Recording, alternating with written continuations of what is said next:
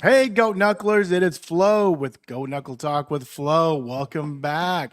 Hey, guys, when you're watching this video on YouTube, man, please help us out by subscribing to the channel, turning your notifications on, liking the videos, and leaving a comment. So let me go ahead and introduce you to my co-host, class of 83 from Plainview. And I'm Bala. I'm originally from Plainview, class of 83 as well.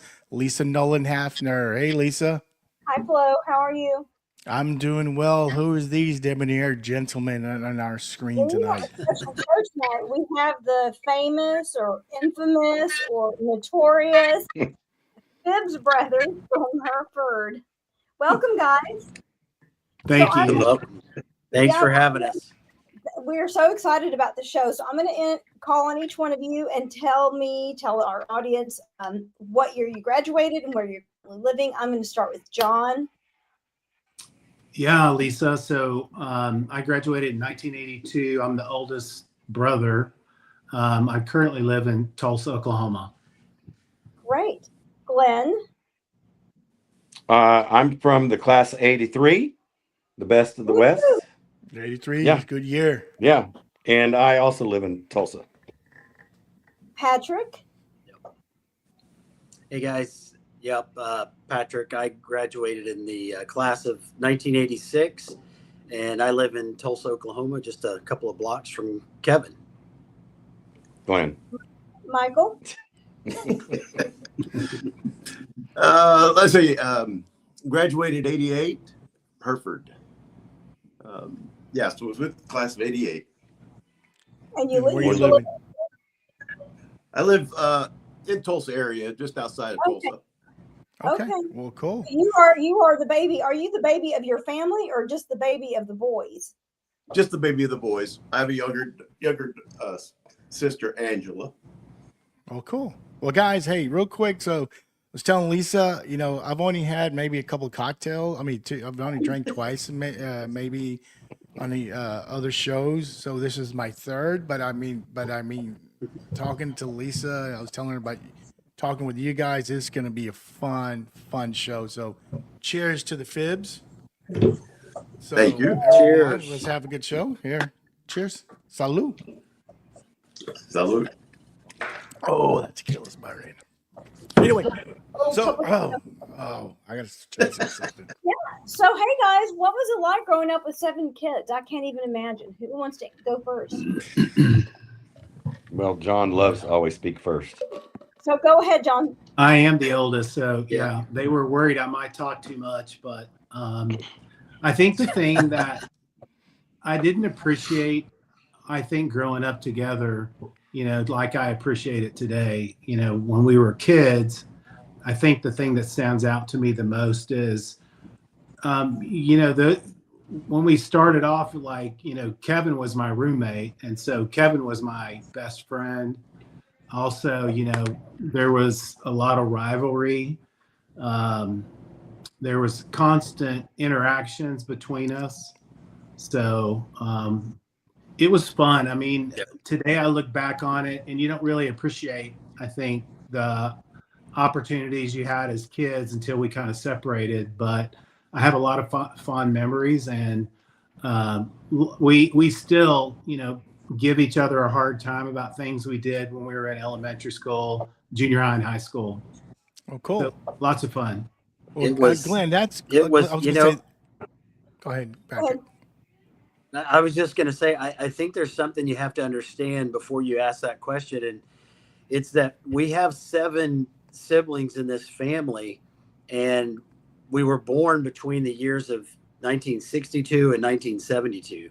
So 7 kids in a 10-year time frame, and 3 that graduated consecutively. I think John graduated in when, John? 82? 82. Glenn in 80. Yeah, Glenn in 83 and Teresa then in Teresa. 84. Yeah. But it was loud in our family. It was competitive. It was loving. It was fun. There's a lot of words that go into describing our family. But sorry, Kevin, I'm probably taking your time. No, you're It's a not. big family. Well, another question, was it chaotic? Constant chaos, Yes. especially around the kitchen table, the Controlled bathroom. chaos.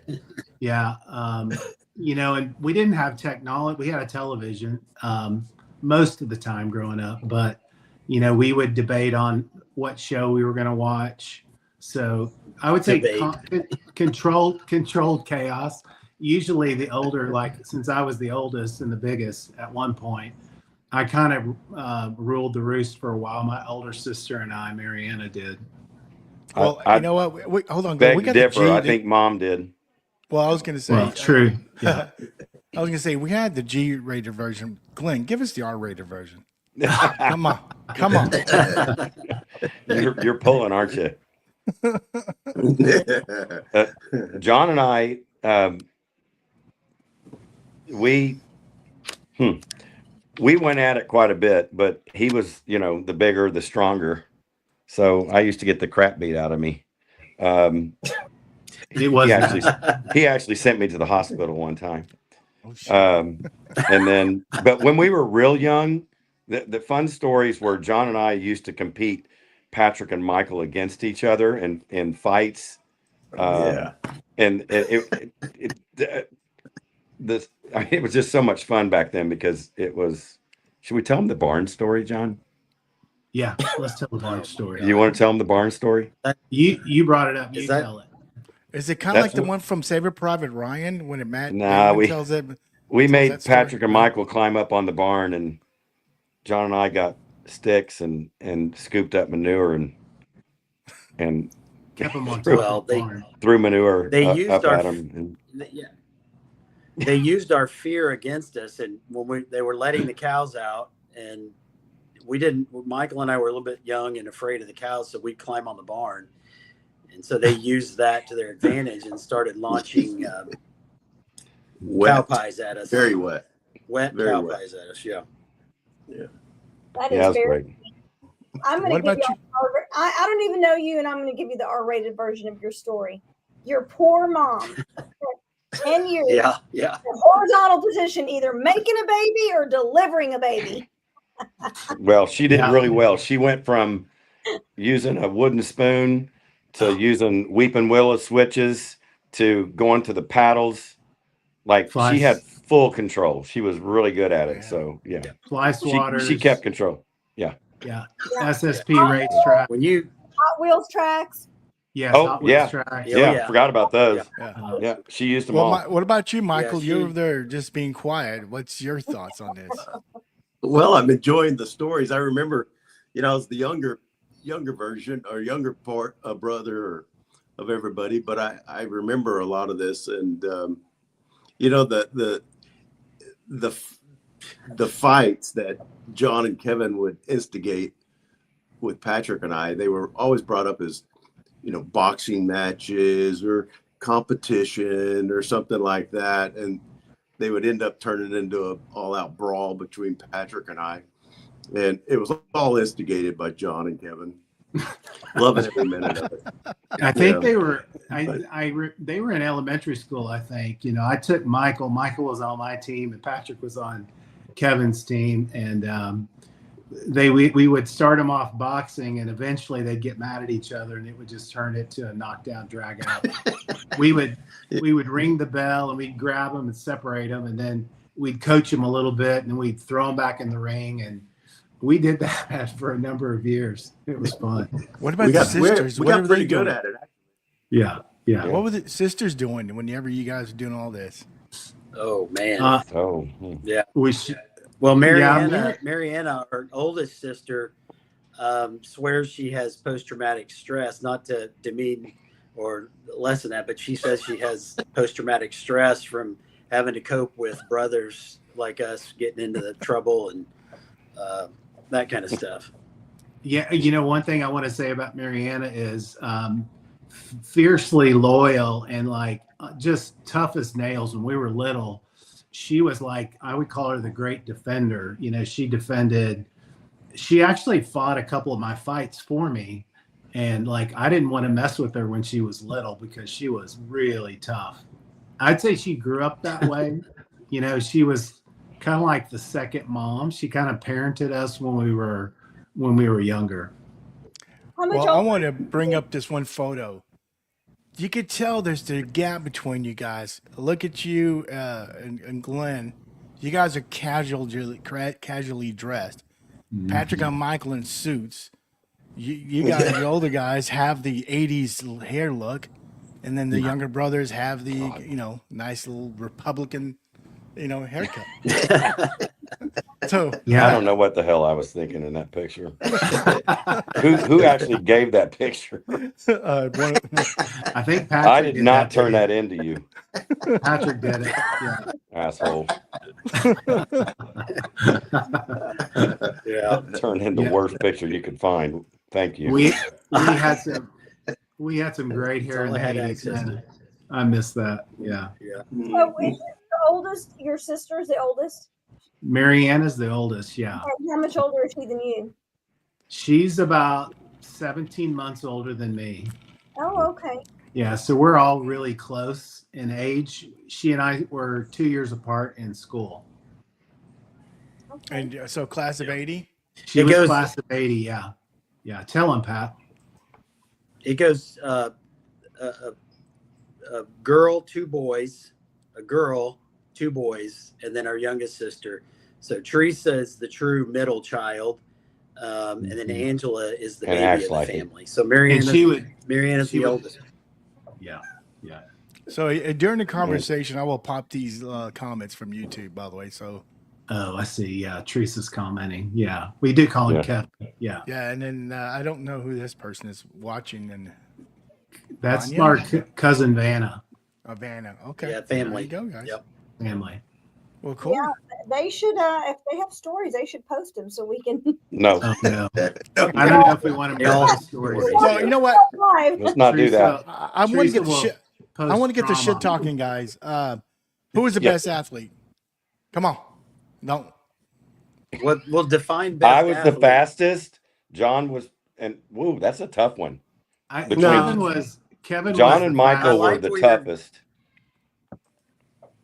I What do you like where think, you're going Pat? with that. Kevin was the fastest, at least Yeah, he that's was the smoking. rumor. We never He really was pure speed. raced.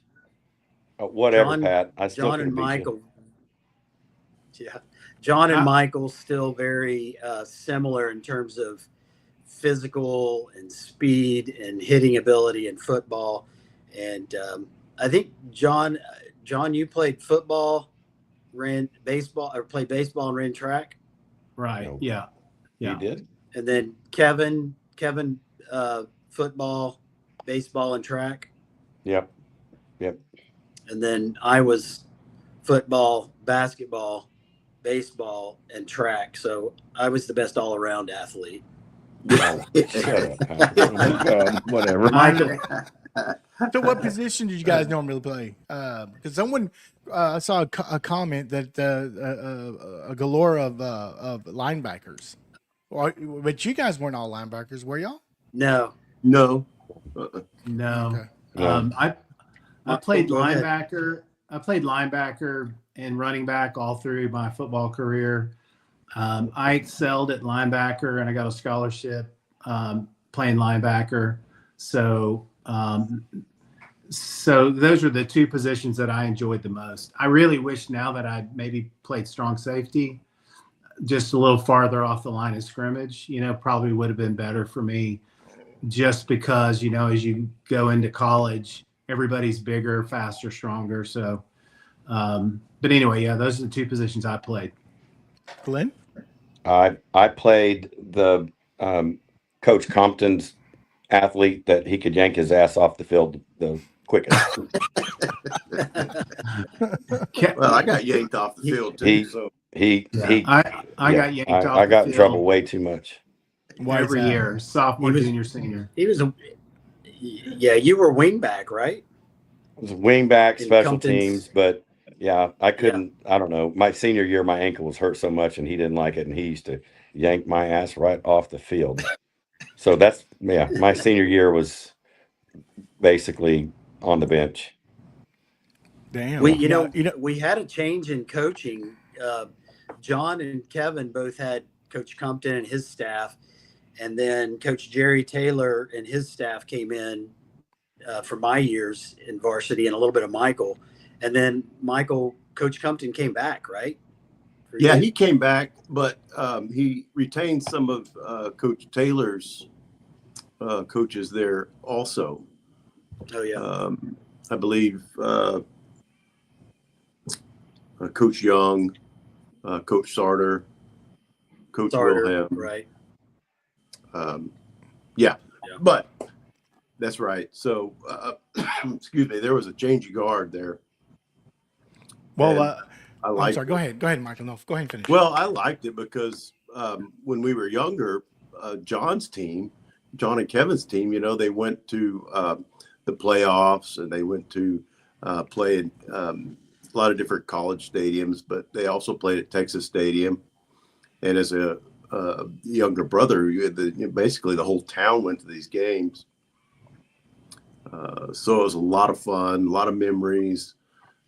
It was big time, real big time. And it made a big impression on me and my class. And so we were really hoping that we would have Coach Compton to lead us in what we thought we could, go to the playoffs as well. And hopefully we would get to Texas Stadium as well. And we did. So that was great. We enjoyed it. So, Patrick and Michael, did the coaches want you guys to play like John or play like Glen? Not me. Not me. My coaches didn't know John and Glen. Oh, they did. That's right. Yeah, that's my right. coaches didn't know them, so I was kind of on my own to pave my own way. But I mean, it's very similar to a lot of other Hereford players' story. We had two great classes of athletes coming from La Plata Junior High and Stanton Junior High. The better athletes coming from La Plata. And, of course, yeah, of course, absolutely, every time. And coming together into high school football, we really were looking forward to that time together. Well, we had just recently, we had Raymond Martinez of 83 and Kerry Beard of 83. They mentioned that when Coach Compton would get pissed, he would like kick dirt, throw his cap, and he would smoke cigarettes on the sideline. I was like, what? Yeah, so he would. You guys witnessed all that. He was fierce. He was small, but he was fierce. Yeah. He would get right in your face. And if you made a Hubba mistake, bubba. It didn't matter how great you were. If you made a mistake, he was in your face and he let you have it. Yeah, he ruled with an iron fist. So he grabbed you guys by the face mask quite a bit? Always. Yeah. I got pulled off the field 2 or 3 times. Yeah. Yeah. Well, for fighting, probably. Yeah. Give us a play if you can remember why he pulled you off the field. I think I missed a block when I was playing running back in scrimmage. And I mean, he lit me up and grabbed by the face mask and drug me off out of the play and put me on the sideline and, or just to the side of where we were practicing, so it's kind of shocking. I mean, I'm used to coaches being tough and stuff. I think, when I moved to Hereford, it was in 1979, and it was the end of my freshman year at a different school and the beginning of my sophomore year. And so I was a little surprised by it, when it happened the first time, but I grew used to it. So, you just knew what to expect from Coach Compton. So, mm-hmm. So can you guys share, and I'll start with Glen, any stories about Plainview? Oh, wow. Oh, man. Yeah, well, he's kind of frozen. Plainview is always. Then go to Pat or no, go back to John. Yeah, so my senior year was, I think our team was picked team of the half century, and we had an amazing group of seniors. There was 32 seniors. I think you've interviewed some of those guys. Mm-hmm. We had just an amazing, talented group of people. The thing that I remember, about Plainview, the field was wet. It was muddy. I think Plainview was undefeated. We were undefeated. It was our 7th game of the season. And, in the scouting report, the guy that I zeroed in on was a guy by the name of, I think, Robert Braddock. And so Braddock played linebacker, and I think he played running back as well. So he and I were always on opposite sides of each other. We played a lot against each other. I think the game was tied, and Raymond Martinez came in. It may have been in the fourth quarter when he came in and kicked a beautiful field goal to win the game. So between Plainview and Lake Highlands, I would say that Plainview was probably the tougher team that we played. Even though we lost that Lake Highlands game, we made some, uncharacteristic mistakes in that game. We really kind of gave it away. So I would say Plainview was probably the toughest team out of those 14 games that we played. When we won by 3 in that game, and then the 14th game we lost by 3. Okay. What about you, Patrick? Yeah, we let's see, my junior year we went to Plainview, and I believe we won that game 17-16. We had a tough crew of guys that were seniors that year in David Parsons and Lee Brockman. I think Lee went to the University of Texas to play. Mike Scott was our quarterback. Great year. We just squeaked out a win in Plainview that year. And then the next year, I think Plainview was picked in the district above us.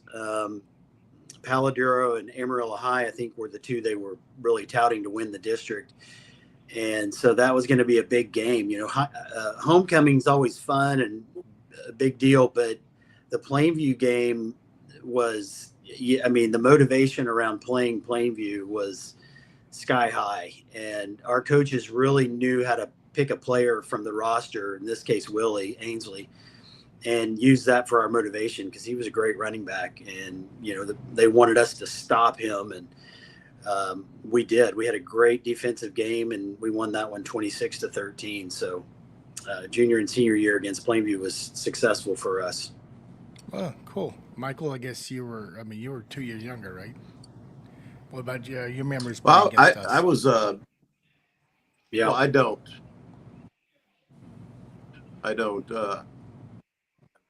I played sophomore.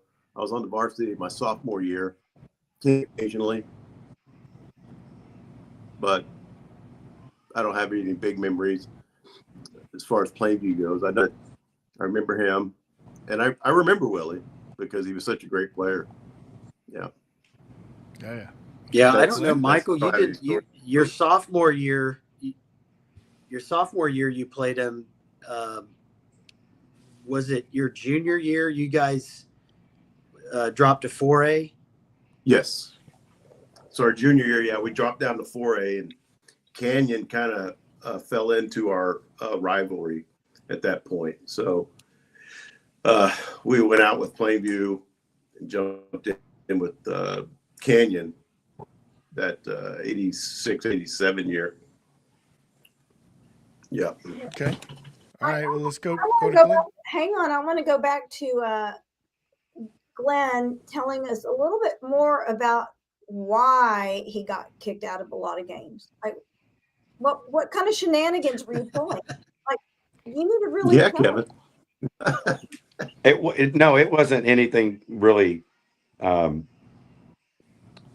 wasn't really my attitude. It's just I had a really bad ankle and I had bone spurs, and so it really affected my senior year. I couldn't run good. It just wasn't good. So Coach Compton was not happy with me, took me out of a lot of situations. And right after my senior year, I had surgery on that ankle, and they pulled out like 9 bone spurs and a bone fragment. And I was so wanting just to walk up to him and go, see what I had.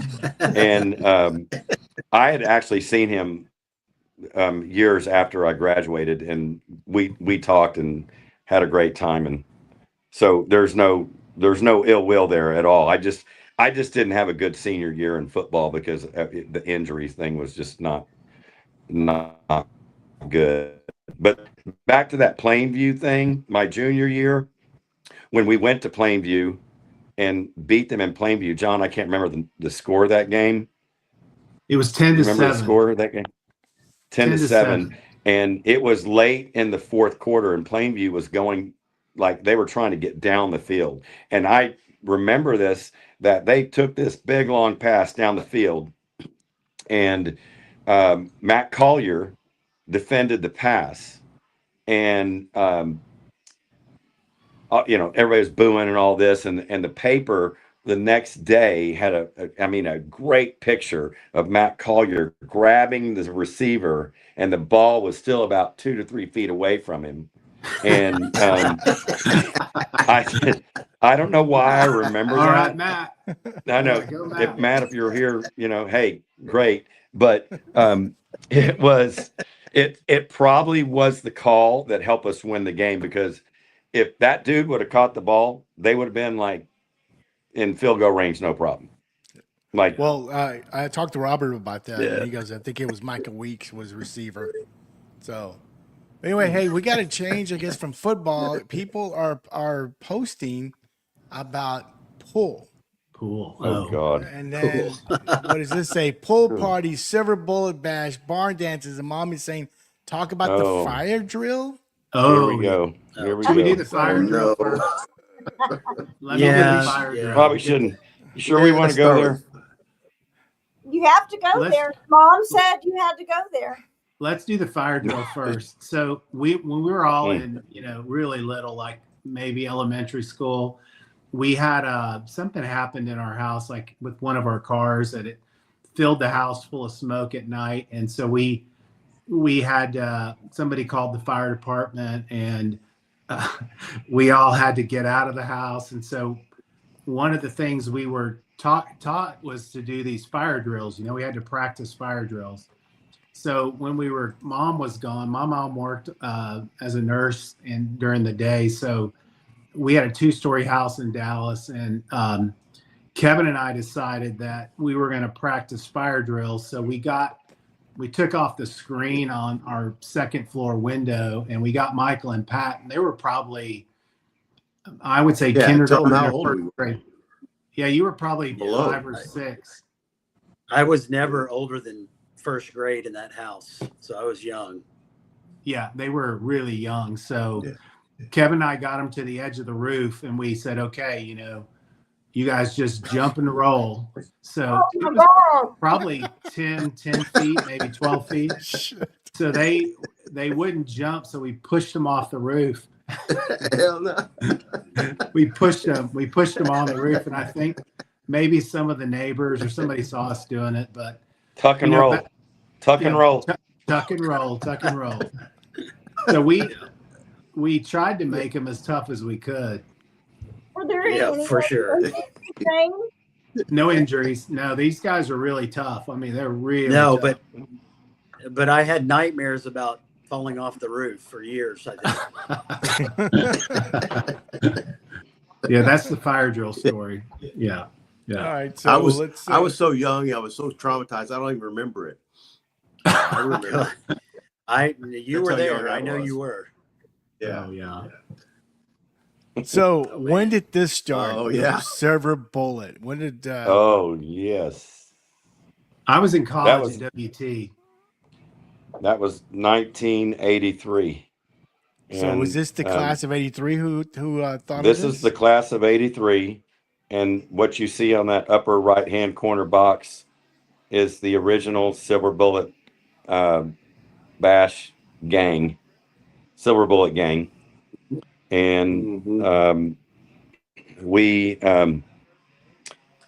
I can't remember who decided to have the party, but we printed up about at least 500 business card / tickets, and we pre-sold all those tickets, and we traveled. A few of us traveled to Amarillo, and we went to the Coors distributorship, and we brought back 14 kegs of Coors Light, and not one of them was 18. And they Wait a didn't even minute. call us. And we drove over about 75 miles from the Coors distributorship back to Hereford with those kegs. And I can't even tell you how many bottles of Everclear for trash can punch. And then that upper left-hand picture is the West Texas State defensive football team. We thought that would be a smart idea to hire them as our bouncers. And I think they're the ones that took most of the money at the door, and we never saw it again. And they probably drank, that crew on your upper left probably drank about two kegs themselves. Yeah. And the lower left is the barn, empty. And then at that lower right, you see and that's probably not the most full that party got. But we were the original, the class of 83 was the original Silver Bullet Bash. And that was legendary. Okay, you want to? Well, I was just going to ask. I mean, this is 83. Leaks and I 83. Drinking age was 19. How in the hell did you guys? They never card. I don't know.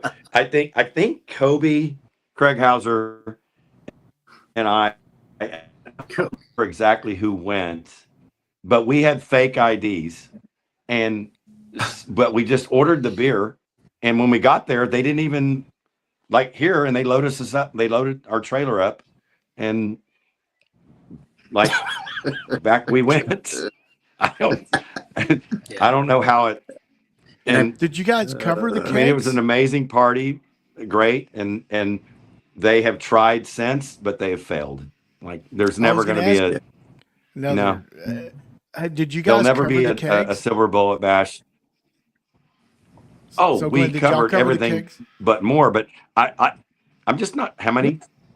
14 kegs done. Yeah. And finished. What I'm asking, when you transported them from Amarillo to Hereford, any couple to see we took the back roads. Okay.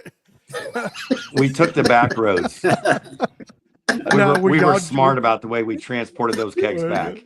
Were y'all drinking the kegs on the way to the party, or one of the kegs at least? I can't disclose any information. It was. The I don't know how we pulled it off, but it got pulled off, and it was. We advertised in a 60-mile radius. We made posters, and we put them in Amarillo high schools, in their halls. We advertised everywhere, and it was. But those bouncers, oh my God.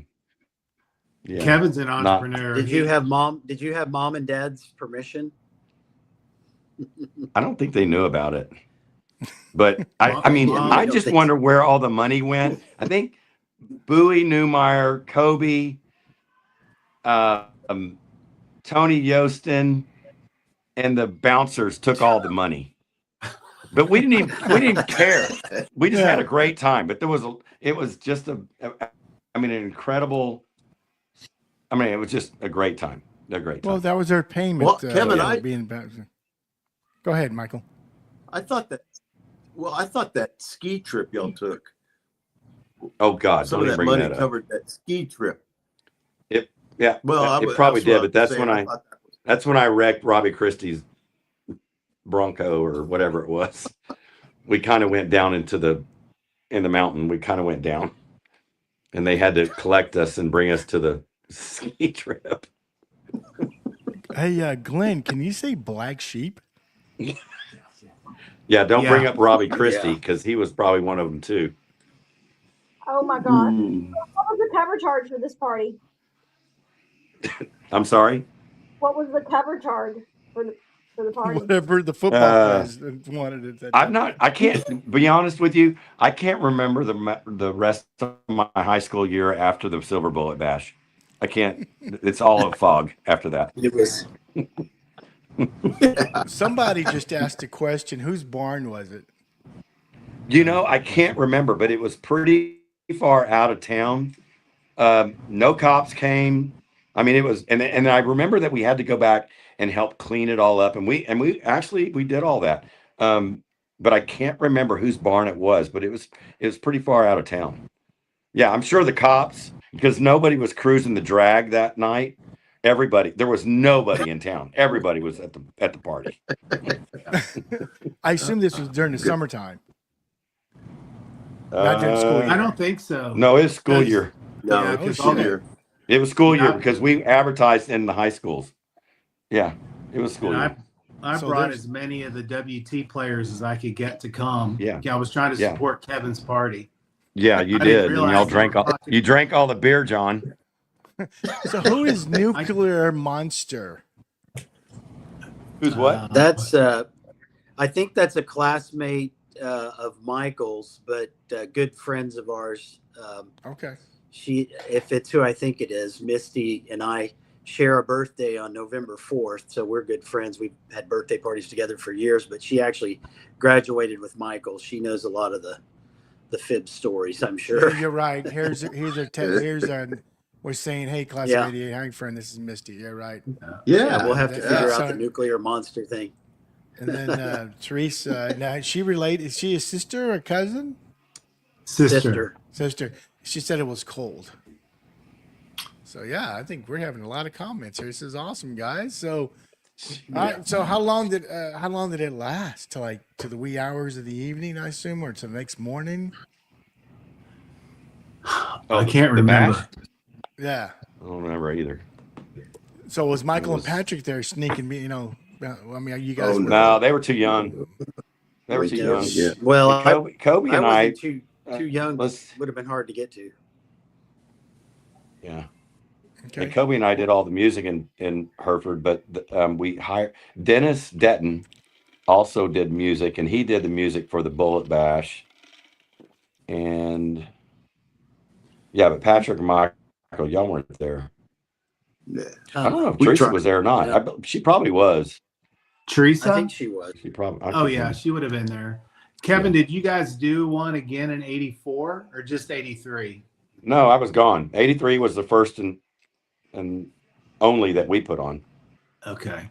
Yeah. Well, they So were. I don't they know were who took more- it. I don't know who tried to do it from that point on. We Yeah, just somebody- moved the parties to Amarillo. Well, let's go from the silver bullet to the toga. God. That toga party was actually before the Silver Bullet Bash. And I assume, Glenn, you were responsible for this one as well. I don't take responsibility. Whose house was that at, John? That was Bruce Clark's house. Bruce That's Clark. right. Yeah, Bruce had Bruce a big Clark. blowout party. That was a lot of Yeah. fun. We Everybody set was the there. sound system up in his garage. I don't know And where then- his parents were. His mom and dad weren't there that night. He had a- clearly. I can't He had believe a y'all were big showing house that by the stuff. golf course. Yeah, that was a Yeah. great party. It was a great party. I don't think we were seniors. I think we were juniors. No, I was a sophomore. Yeah, you were a sophomore. Yeah. I was a sophomore. Kobe and I had just gotten the sound system. We were playing the music, and everybody put their togas on, and here we go. Toga, And man, that was a- toga. That was a blast. What a party. Yeah. You see, younger guys, what you guys missed out on. I know. Yeah, that I was going to part- say. Well, they had some great parties. Absolutely. Aubrey We was tried at to that throw a party. few, but they weren't as legendary as John and Kevin's parties. No way. Well, someone, Emily, wrote Uncle sure hope John Mom's not getting watching ran this. over. Oh no. So what is this about? Uncle John getting ran over? Was it the silver bullet party or the toga we got run over? No, No, this that- was when I was No. younger in Dallas. I got run over. I fell out of the back seat of a station wagon. My dad ran over me, and Shit. I remember, rolling and then getting up and grabbing my shoe and running back to the car. And then another time we were on big wheels, and we had a real long driveway with a back fenced-in backyard. And the driveway in Dallas, there's a lot of alleyways. And so we would chase each other or push each other on the big wheel and go really fast down the driveway. And I just happened to be going down the driveway when a truck was coming down the alley, and I slid under the truck, and the truck didn't realize that I was there, and he just kept going. And so I was rolling the big wheel. But yeah, two exciting stories. I lived through it. For you, man. Wow. John, I think you know this chick here. Oh yeah, Lydia and I are good friends. Yeah, let's see. Robbie Christie had a big party at the barn. Paul Jordy had his car smashed by the train. We had some really great parties, like Lydia's telling you. Like, I remember the parties. I don't remember Leona Warren's house. Yeah. where they were, but yeah, for sure. Yeah. Lots of fun. Have y'all seen Dazed and Confused? That party made me think of that. Yeah, that's Lydia and I can't remember. Oh, that was at our 10-year high school reunion. And she wore those pants? Oof, I'm just kidding, Lydia. Just kidding. You're in trouble for that. Flo. Trouble. Well, Lydia's been Those were helping the me style. quite a bit with the Hereford, with you guys from Hereford, and she's Just been wondering where really you're getting big all that help to us. info. Yeah. Mhm. Who knows what stories? Yeah, they're where are they being fed. getting this information? Yeah. Yeah, Some other whenever sources. I had Aubrey and Delosier and those guys on, I mentioned about the silver bullet because she told me, ask him about the silver bullet. And I said, all right, I did. So they divulged. You know, I don't know if I think Don was at UTA and Aubrey was at Tech. I don't think they came to that party. They may have, but I don't remember. And then, Yeah. God, Oh, please Mom's don't talk about watching. the house parties. Oh, well, you just mentioned it. You got to talk about it, man. I hope my mom's not on this tonight. Look Mom, at the quote. We're going to tell Oh, you some she is? stories, Mom. Oh, We're taking crap. some notes. Oh my God. Oh, crap. She's watching. We want to go back to childhood. Speaking of stories, it'd be interesting to hear what your mom would say about this. Of the 7 siblings, who truly rule the roost? Yeah. Well, it would have been Mariana I mean- at first and then me. Yeah. Okay. Until Michael Yep. got big enough to knock me off my kingship. And, you know, he's being 6 years younger. You know, when you get older, you got to be careful what you say. You Well, know, the mouth yeah, of a Lisa. 20-year-old. Yeah, Lisa, I waited a lot of years to take John on. I waited and waited till he got old. And then I got There's him. the older take him back. sister. And you're like, I'm going to take him down. Yeah. Please Mariana. don't. Yeah, that's right. Oh, What did- I got to tell you about one party. So we had a party that started at the pool, and then it moved into the house. And I don't know. I think it was maybe invitation only, and then it somehow everybody found out about it. So Mariana wasn't. I don't think Did she we was lose at him? home then. Thank- Can you hear me? Yeah, we get you. Yeah, So we can hear you. Mariana, yeah, so Mariana came and somebody called her and told her, hey, your brothers are having a big party at the house. And I think one of the things she said to me was that, like, there were people in every single room, and there were people coming over the back fence. There were people in the pool. So, yeah, we had some really great parties. Mom and Dad weren't at that party. And we thought we did a really good job keeping everything clean. But later we found out that Mom started finding, like, somebody put some beer in the dryer and forgot they left it in there. And I think some cigarette butts, or, you know, back then, pull caps or Beer bottle tabs. tops. Yeah, Oh, beer tabs in some Beer of the tabs in the plants. plants. Yeah, so we got busted, Yep. but, you know, we got busted. And the house was later. so clean. She's like, what in the world? They came home and was like, why is this house so clean? Because we moved all the furniture out. It was nuts. Why did we have that big party? Oh, we got to Well, hear. we had a couple, like the one of the pool parties I remember. So, you know, there's 6 years between Michael and I, and so they got to kind of maybe watch, or they didn't really participate when I was a senior or a junior summer.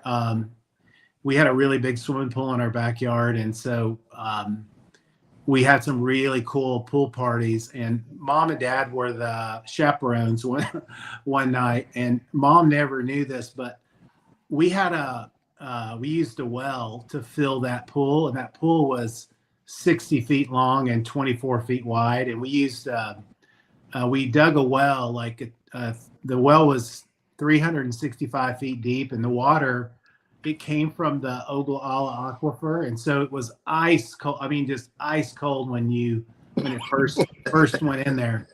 So we had a cabana and we had a heater, but Mom and Dad wouldn't let us turn on the heater because it cost too much to heat the pool. So we would take a big rubber raft and we would put a rope on it, and we would fill up a gallon jug of beer, and we would like put it at the bottom of the pool, and then we would go out and swim, and then swim up underneath the raft, and then pull up the beer, drink the beer, and then let it back down. And so we were actually drinking, most of the time, and Mom and Dad didn't know about it. Well, your mom knows now. Yeah. She knows the truth now. Yeah, she knows we most had of the stories now. Hell, we could just have a show with John and Glenn. That's it. And talk about all their bad times. Yeah, right. 4 years. There's those a two, lot of stories I would never tell. One story I do want to tell is I was on a date. I don't remember who the girl was, but I know I was really excited about the date. And it was a 4th of July. I think it was 4th of July, but so we were having a pool party, and it was just, we had that's when Mom and Dad were there, and we had chaperones, and so we were lighting fireworks off on the pool, kind of by the cabana around the pool, and Jeff Coop was there. Jeff and Kevin are twins, and they were in my class, and Jeff dropped one of those balls into a tube, and I was standing there next to him, and I was not paying attention, and I bent over to look to see if we were gonna start lighting fireworks, and he had already lit it. Oh shit. And it blew up in my face, and so I had to go to the emergency room that night, and the whites of my eyes were burnt, and I had to put 2 patches on. And so I think the thing that I was the most disappointed about was my date. Not my eyes, but my date, because I was blind. Yeah. Jesus. Ruined the date. Yeah, ruined the date. Yeah. Damn, That man. was so. How many? You were like a cat with 30 lives, I guess. I know, for sure. Yeah. Yeah. Fred Mom, Gamboa, the Phibbs brothers. I'm sorry. Go ahead, Patrick. Yeah. No, I was Freddie. I like seeing Freddie on here. Freddie and I were teammates. Tell them about our party, no, Pat. Mom. We went to church every Sunday. Devout Catholic family, and Mom did a lot of praying, and it paid off for John and some of the others, especially for John. Yeah, I think I've got definitely a guardian angel, 9 lives, because there's so many stories I could tell about just being boys and just having fun, but just making bad decisions, and not getting injured, being protected. So for sure. Well, your oldest sister said much more than 30 PTSD. At least we need the sisters on here so they can talk shit about the brothers. Oh, you should. Part 2 of the show. Sure. That would be a lot of fun. Yeah, to get the girls on there. Yeah. Yeah, they're tough. I mean, they had to put up with us for all those years, and John described Mariana pretty good. She had to witness and see everything, and then Teresa was in the middle, so she caught grief from older brothers and younger brothers. Yeah. And then Angela, the youngest, Angela still lives in Hereford. She married into a family with very deep Panhandle roots, the Fremel family. Fremels. And she still lives out there in Hereford. So, we've got a foot back in Hereford still. Yep. Yeah, so the sisters are amazing. Like, they all have their own great stories. I was talking to Teresa today, and I was just having her, we were kind of reminiscing about Hereford, and I was like, tell me some of the things you remember the most. And so we were talking about, she was a really good athlete.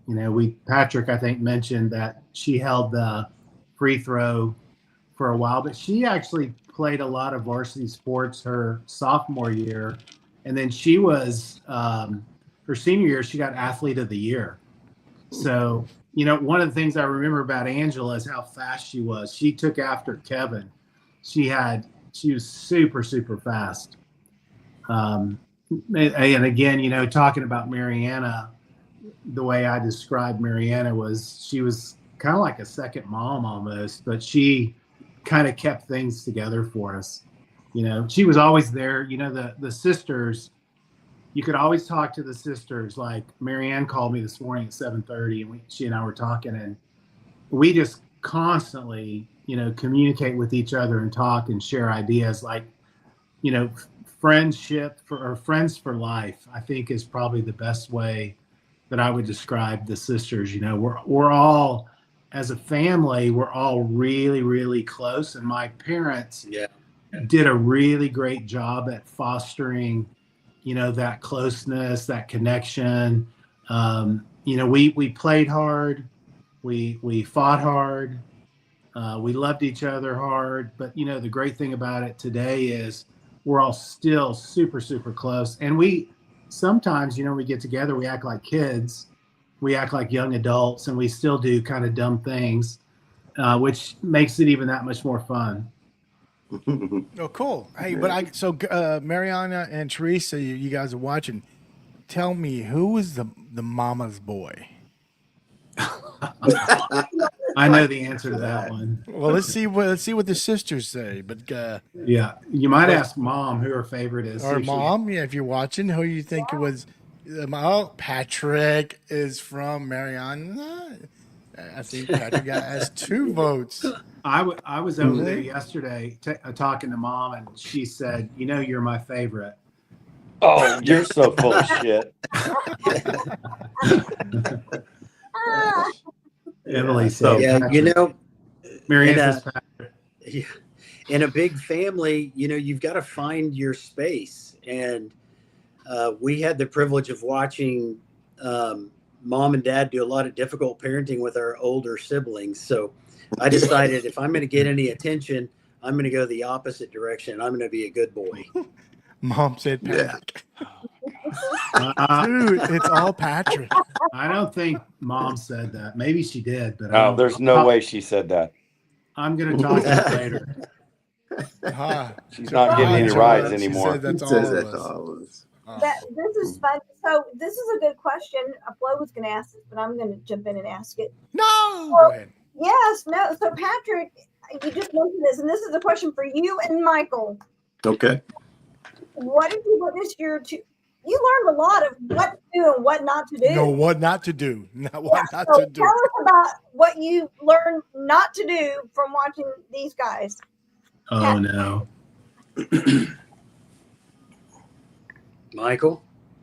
Some I paid attention to, some I didn't. John, you know, John was always, he was always a good protector as an older brother. And so, you know, he ended up protecting us a lot or basically fighting a lot with different circumstances. But, you know, that kind of thing, I think we understood as, you know, you try your best to protect your family, your brothers, your sisters. You know, you bar the consequences. You just do it. So that was one that I thought, well, yeah, that's a good trait. You take up for your family. You do what you need to do. And well, some of the dumber things we would or could do. It's just part of growing up. You drink too early. You know, you make dumb decisions. So some stuff like that, you know, you watch, and some of the beatings these guys got from mom too. You see some of those beatings, and yeah, that Mom. changes your opinion on what you should be doing and what you shouldn't, or at least don't be getting caught. Put it that way. Because mom, I don't know that I'd call them beatings, but they definitely got spankings that they deserved for sure. We all did. We all got spankings that we deserved. But, I got spankings for him. Yeah, I believe it. As he would run away and hide, and I would take the beating. I told you to crawl under the bed. You wouldn't listen. Yeah, to you me. crawled. No, I crawled under the bed. You ran.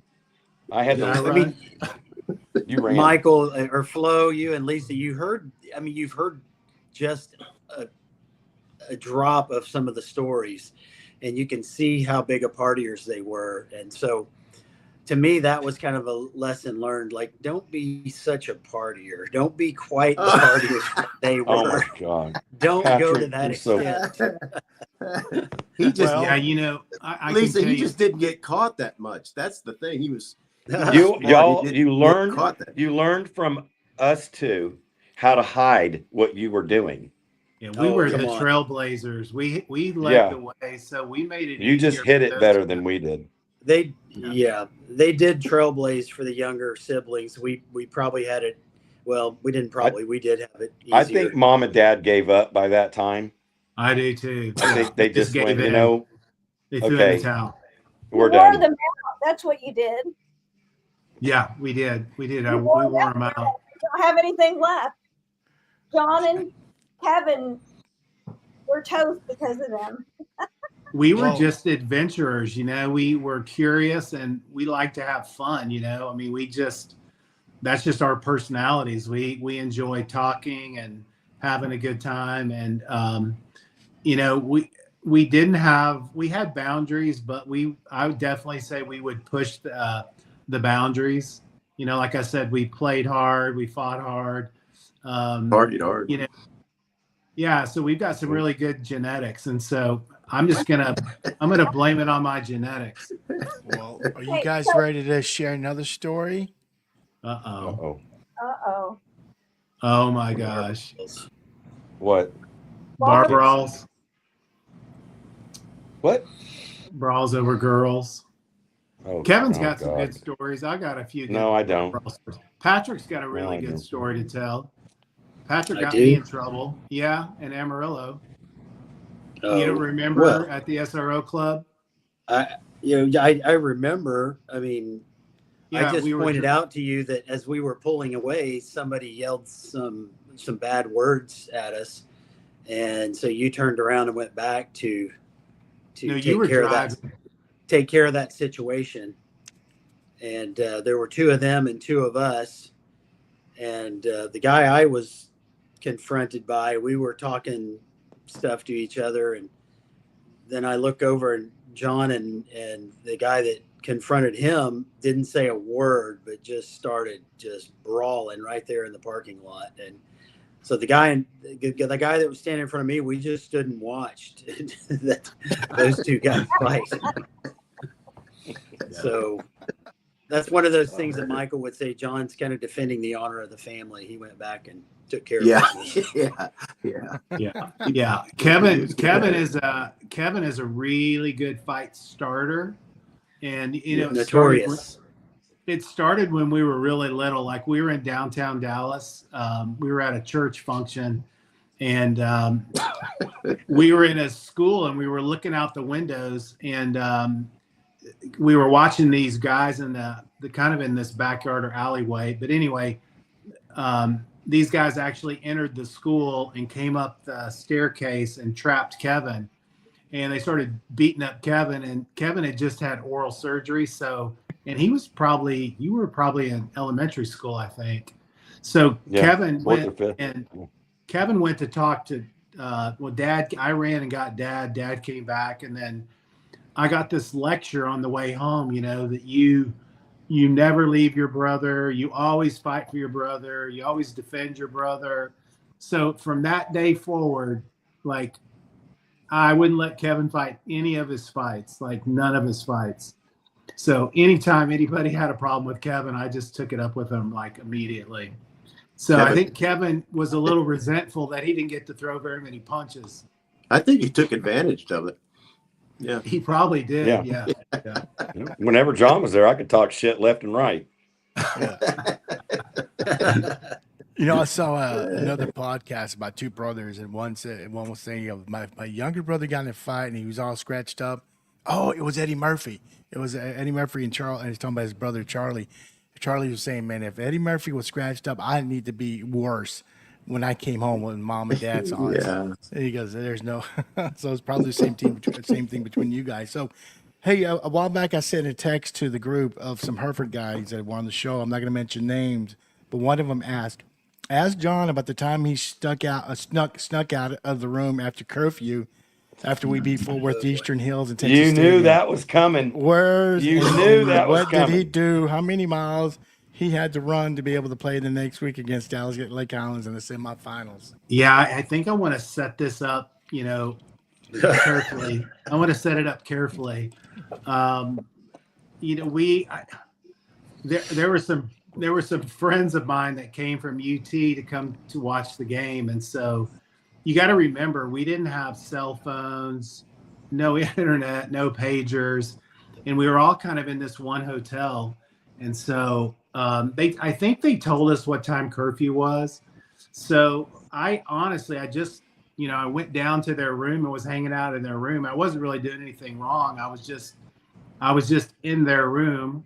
And when I realized what time it was, I came back and one of the things I remember as I turned the corner and I was looking down the hallway, all the coaches were outside my room just waiting for me. So one of the things I wasn't alone. There were other people that were out like after curfew, but I was probably the only one that got caught. And I didn't incriminate anybody then, and I probably won't incriminate anybody now, even though I know who they are. So let me tell you, so it was a really big deal. Coach Compton made it a really big deal. I think it probably could have just been, like we'll deal with this after the playoffs, but so my punishment was I had to apologize to the players on the team, and then I had to run 20 miles in 4 days after practice before the Lake Highlands game.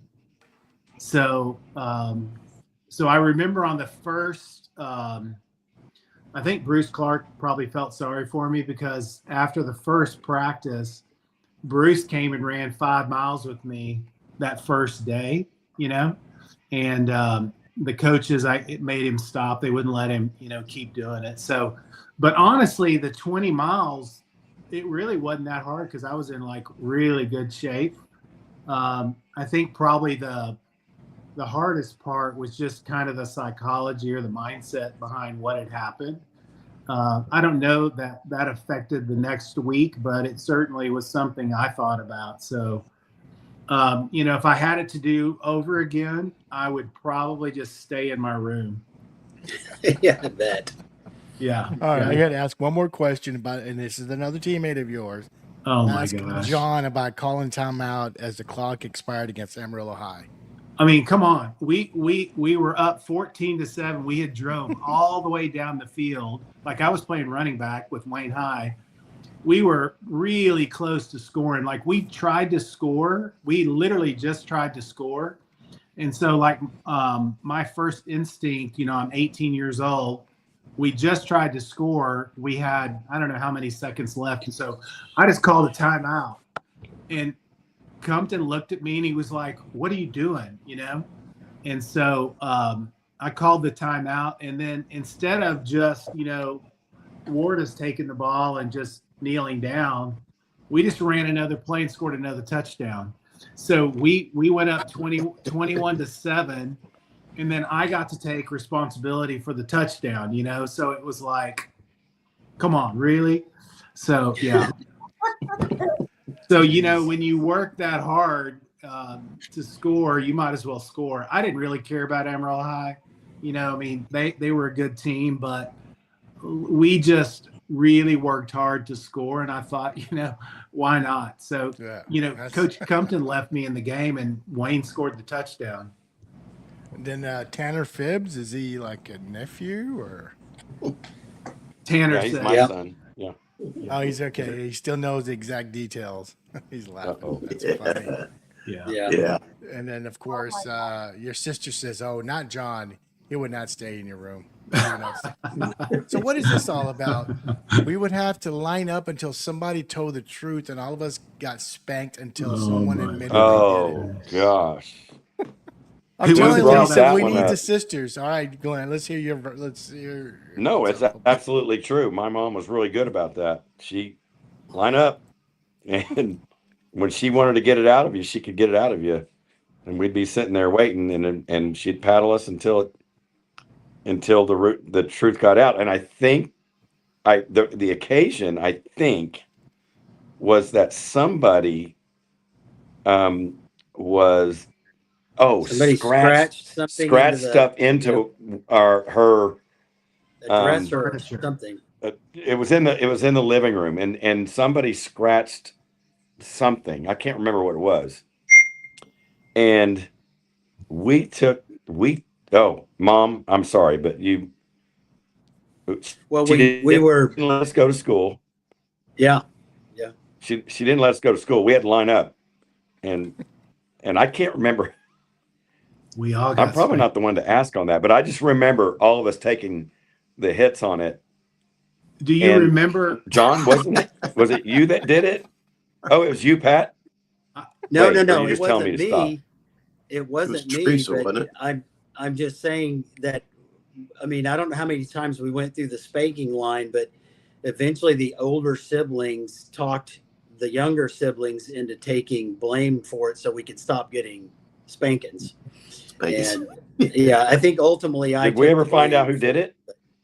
Well, I took Teresa. the Who blame. actually did it? I think Patrick. no, I took the blame, but it wasn't me. You're not Mom's favorite, Patrick. Come on. It wasn't me. Uh-oh. So anyway, Was it her? That's the spanking Mary- story.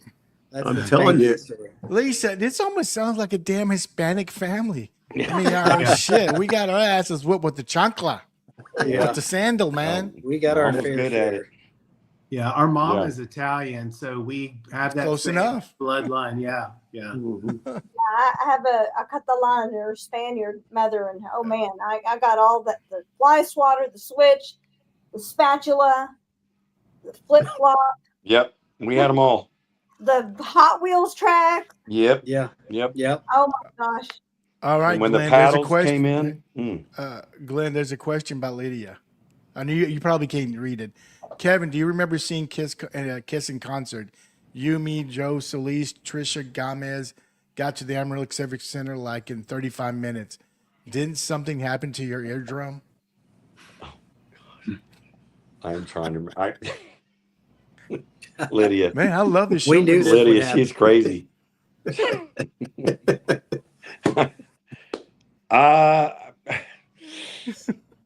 I'm not sure I want to comment. I just Lydia, She came back with this. Where did you go? Where Yeah, did where you did go? you go, Kevin? Oh my gosh. Lydia, she was one of my favorites. She was awesome. She's awesome. I Super cool. met Lydia. I met Lydia at the last 80s decade reunion. So hi, Lydia. Yeah, she's, Oh, you met her? Yeah. your son's laughing, Glenn.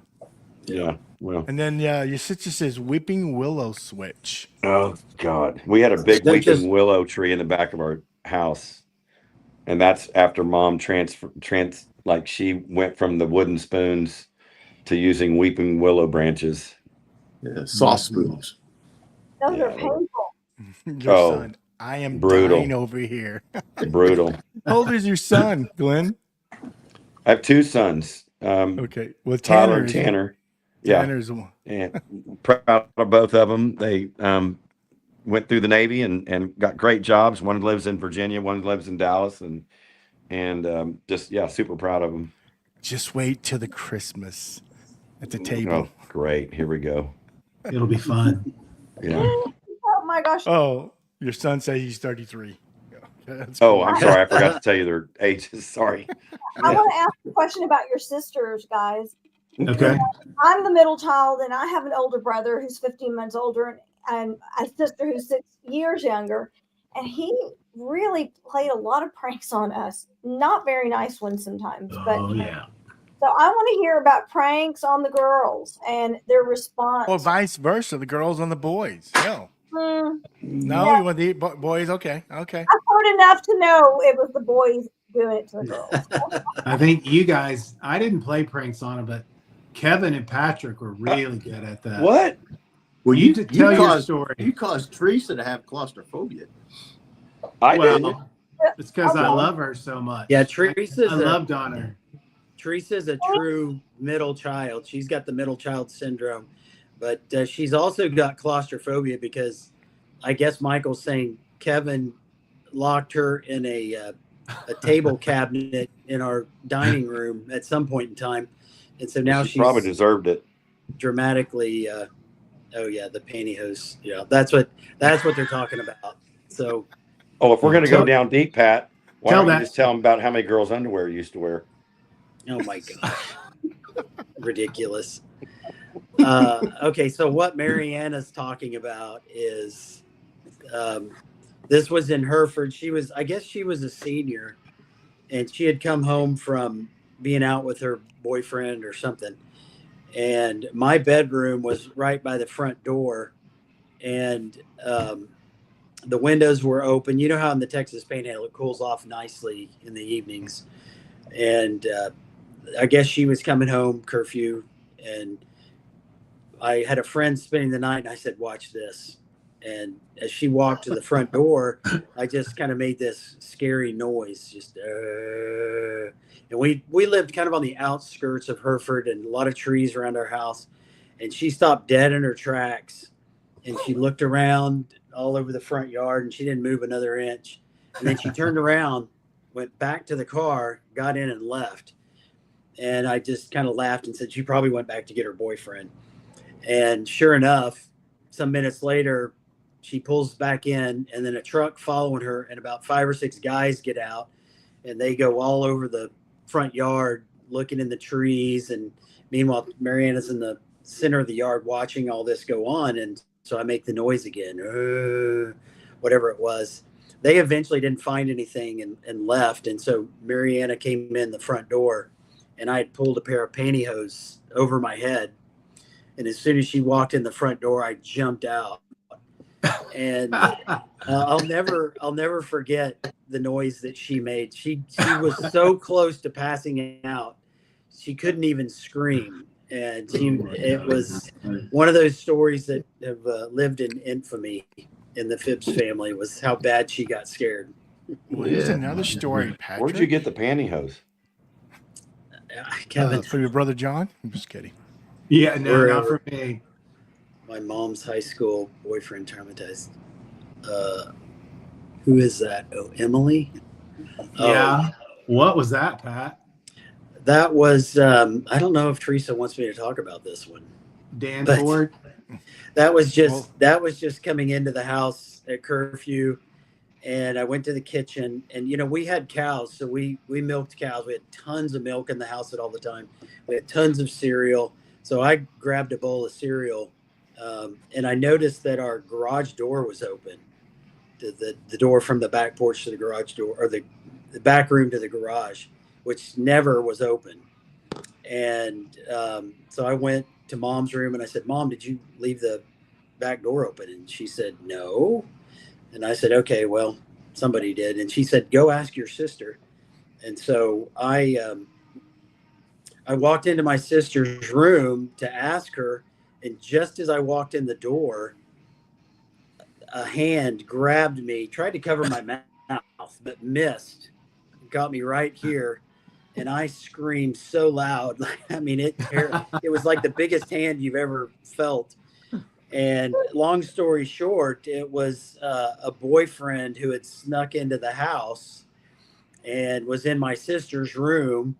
And Mom came running out, and this is one of those I covered for my sister and told Mom I stepped on something and it scared me, so.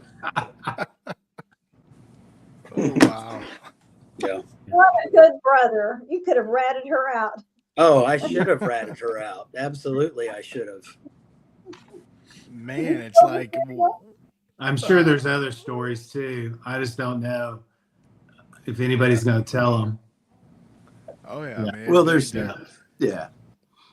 there's some that need to not be aired. I think it's a little too late. I think everybody would have those actually. So yeah, I don't have all that many stories. It's great that I get to hear some of these stories. I don't have all that many.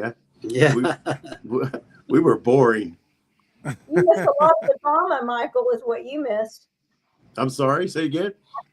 you may have missed some of the drama. You missed a lot of it. Do you guys remember Death Hall? Oh my gosh, yeah. How could we Yeah. forget? Yeah, tell Death that Hall. story. That's a good one. Well, Michael, we you want to used tell that one? Yeah. So we used to, Kevin, yeah, tell when it, we were Michael. young, we lived in a double wide trailer. And of course, in a double wide, the hallway's down the center and all the rooms are left and right. And at the very end, you would have your kitchen and your living room. And on the opposite end, you'd have your front door or door to get into the trailer. So Death Hall was basically John and Kevin would hide in different rooms, depending upon which time you run down the hallway. And somebody would yell, "Go," and we would have so many seconds to get to the end. And if we made it to the end without getting killed, we would win. So, Yeah. but we would take off running down the hall, and one of the brothers would either jump out or, clothesline us or Yeah. or tap us or trip Tackle us you. or Yeah, there was Yeah. no jumping out. It was clotheslining or bashing you into the wall. it'd go off wall. Yeah. So I don't know if we ever made it to the end. I don't ever remember making it to the living room. I don't know where telling- Mom was. I don't know. Mom I was gonna and say, Dad I'm were telling gone. you, no wonder your mom whipped y'all's asses. Yeah. Yeah, I think Oh, maybe we one of deserved the- it. Yeah. one of the Oh. biggest spankings I got was when I gave Patrick some, I think it was skull. I had him in the bathroom and I was showing him how to dip. And I think maybe I was in 7th or 8th grade, maybe. And Mom could hear our conversation and she came in and just lit me up, man, that day. Yeah. Yeah. Again, deserving, very deserving. Well, I know Yes. we're having fun about these pranks, pranks, and but I want to ask you guys questions. I'm going to pull up this photo. Now, you guys had fun, fun each other, but tell me, how close are you guys? I mean, I can see in the photos, but man, explain to everyone how much you guys love each other, and then you guys will have each other's backs, till the day you guys die. Yeah, Okay. that's true. Maybe I'll start. Growing up, I mentioned this when we started. My brother and my sisters were, my best friends when I was little, and even today, as I've grown, are my best friends. And so, I think I would probably attribute it to my mom and her, talking about family, fostering that relationship between us.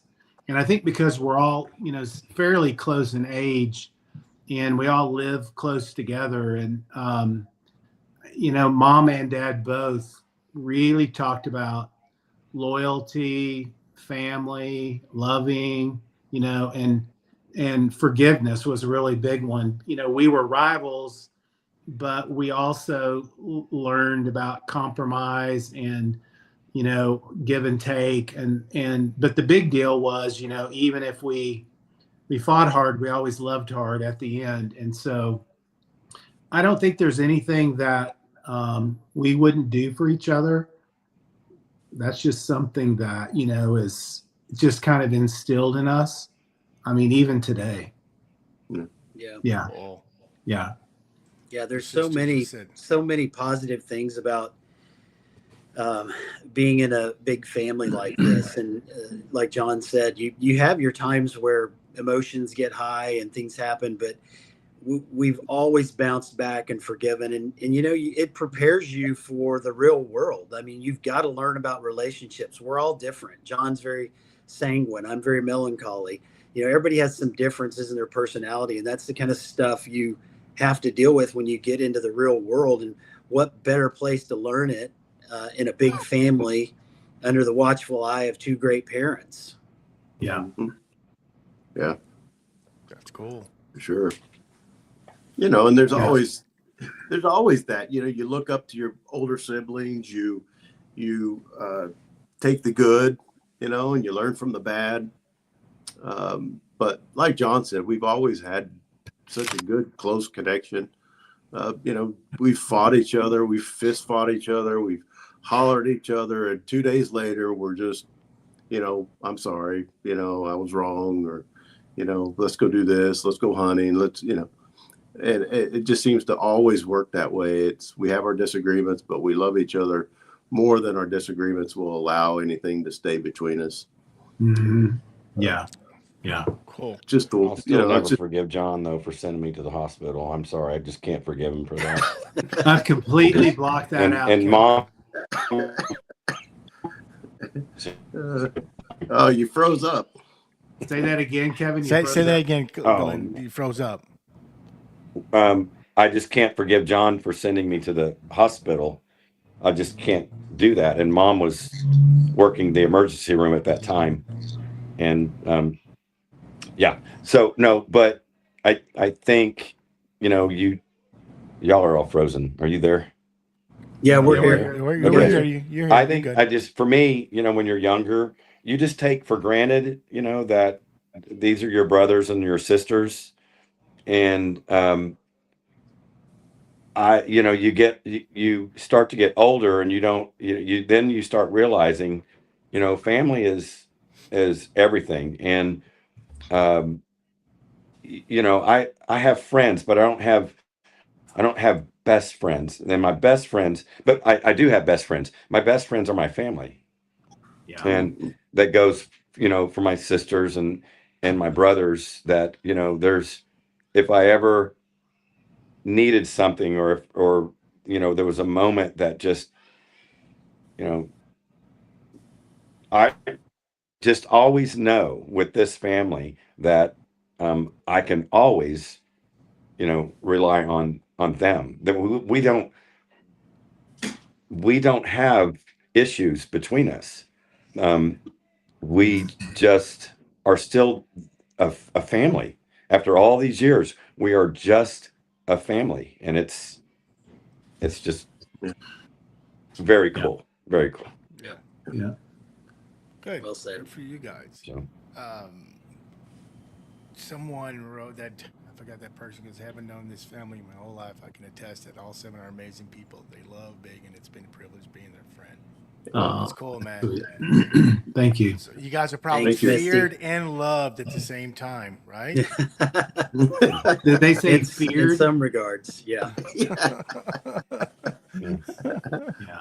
Oh man, Lisa, what else do we need to know about these guys? Oh my gosh.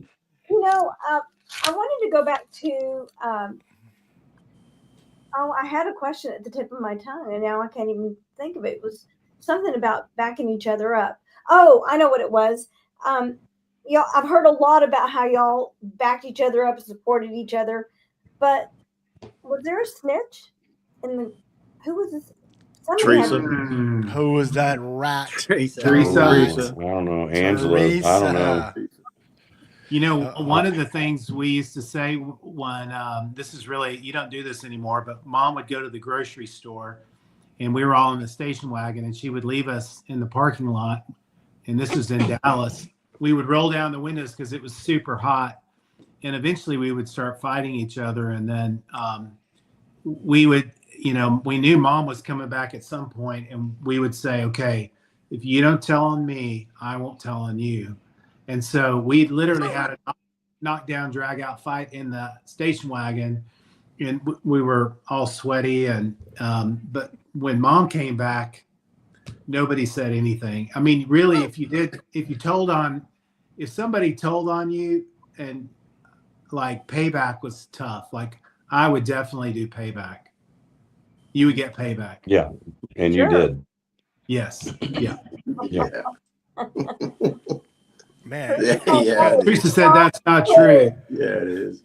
Yeah, she did tell. Teresa and Angela, I think, were more, the mom snitches. Yes, I would say that probably Teresa and Angela. Yeah. Mary Ann and I kept really good secrets.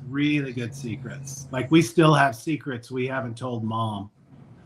So Well, Yeah. let's share one of those No. secrets. No, I can't tell any of the secrets. We just keep good secrets. Yeah. Uh-oh. One of the Uh-oh. things I wanted to say about my mom, one of the things that I remember, about Hereford is on Fridays, my mom would cook like a big Italian meal. Yeah. And so if you were like friends of the Phibbs and you played football, you got to come over on Friday at lunch. And my mom would feed you this great Italian meal before the game on Friday nights.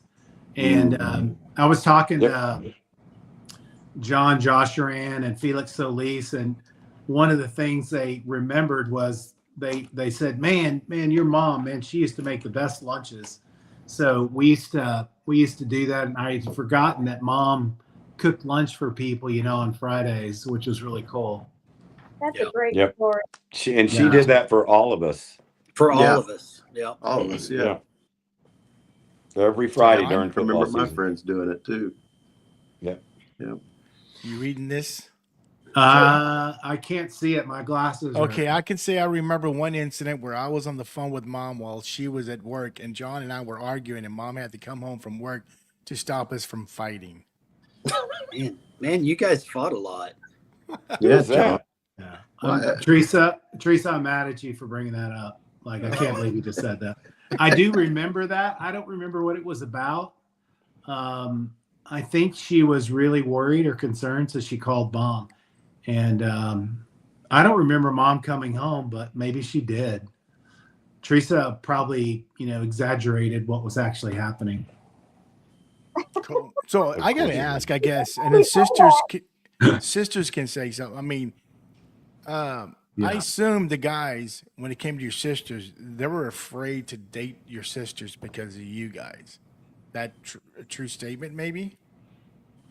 I guess it probably depended on who it was they were going to date, Okay. But I mean, they were pretty good about their choices in most cases, not all cases, but Yeah, Mary Ann's boyfriends didn't ask permission. They just, and I liked all of her boyfriends. I liked all Teresa's boyfriends.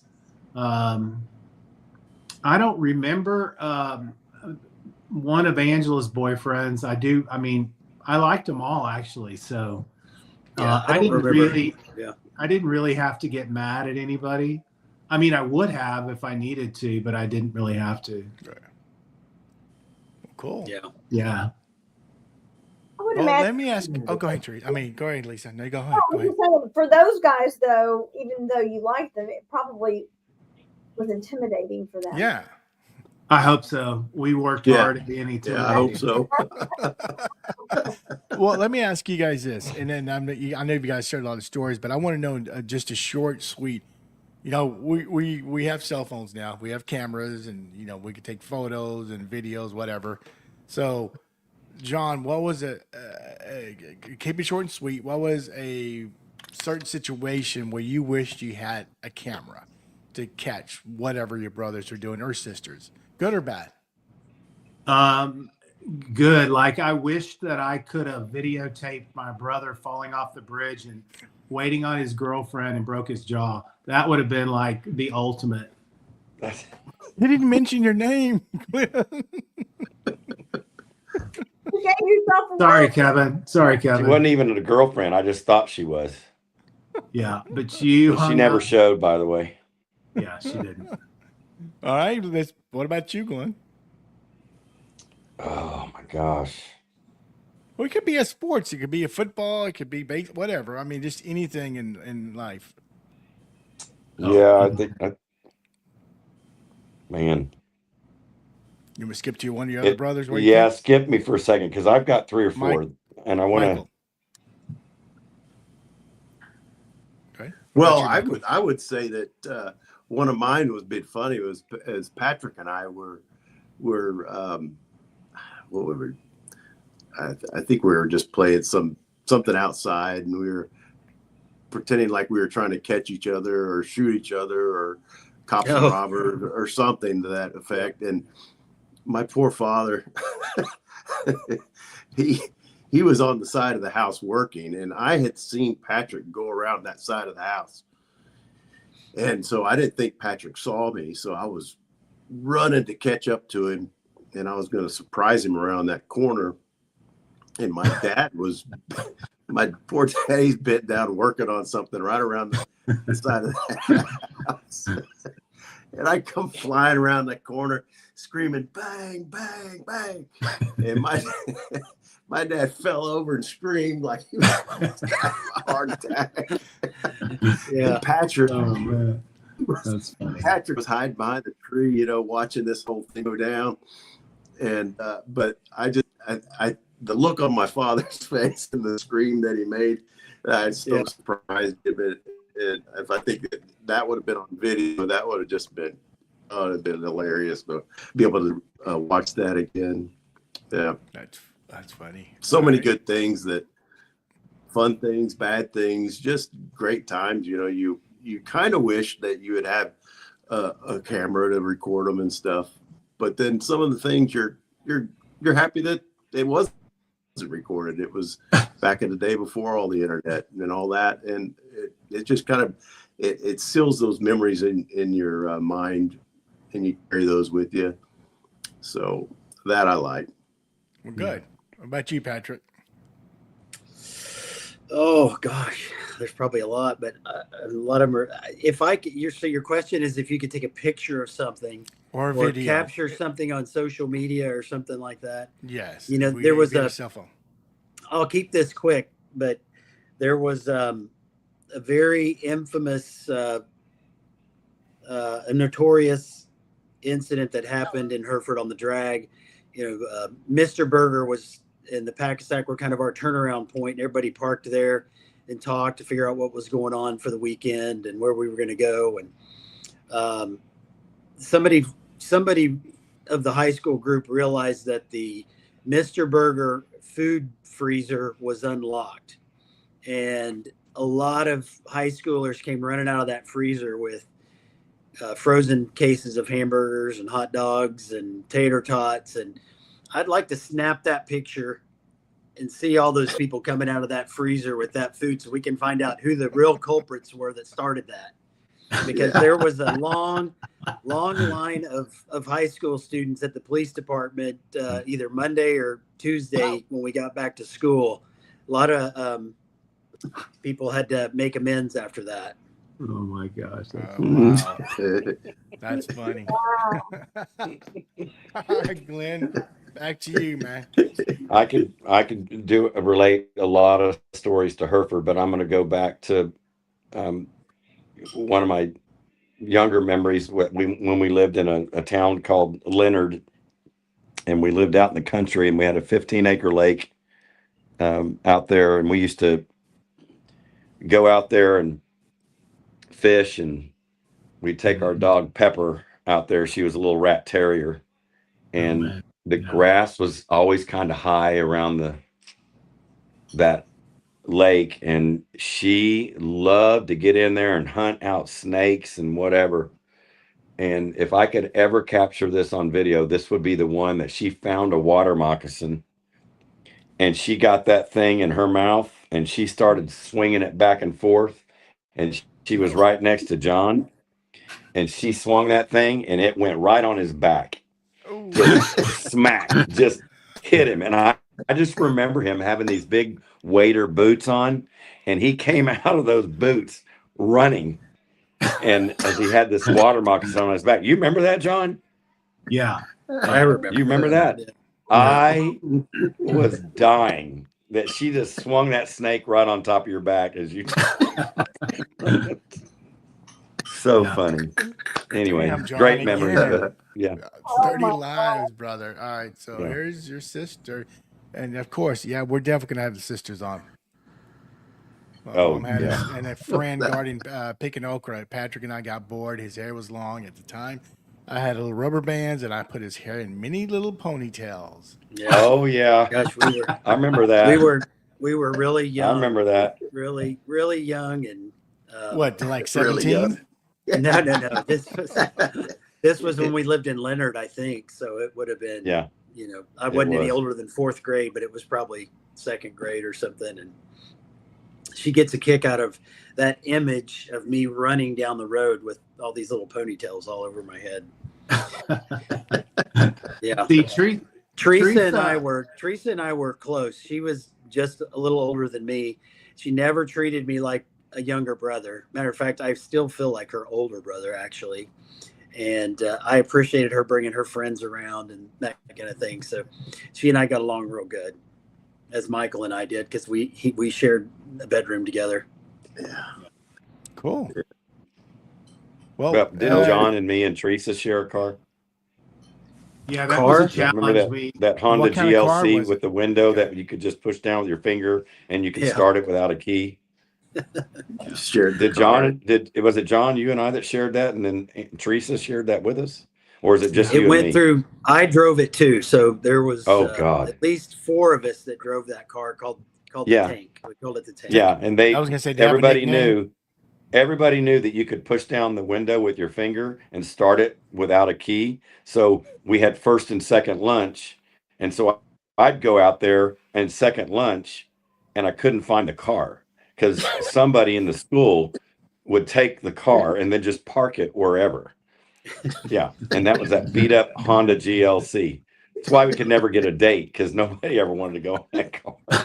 Hey, I'll tell you a quick story. We had some no classmates. cars. We had a class of 82 people, and one of them said that she got the keys of her friend, a duplicate keys of her car.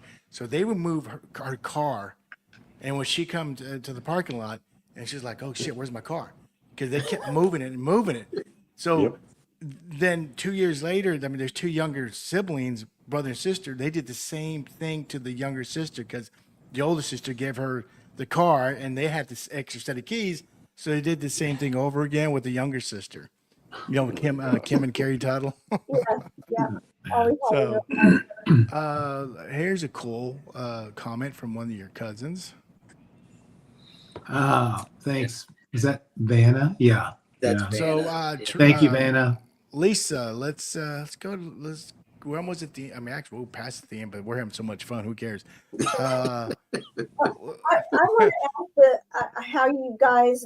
Well, first of all, I have 2 questions about how you describe yourself. But the first one is, who do you think is the most handsome, the smartest, and the funniest? I don't know if we should let the audience answer those questions. Yeah. Okay, girl.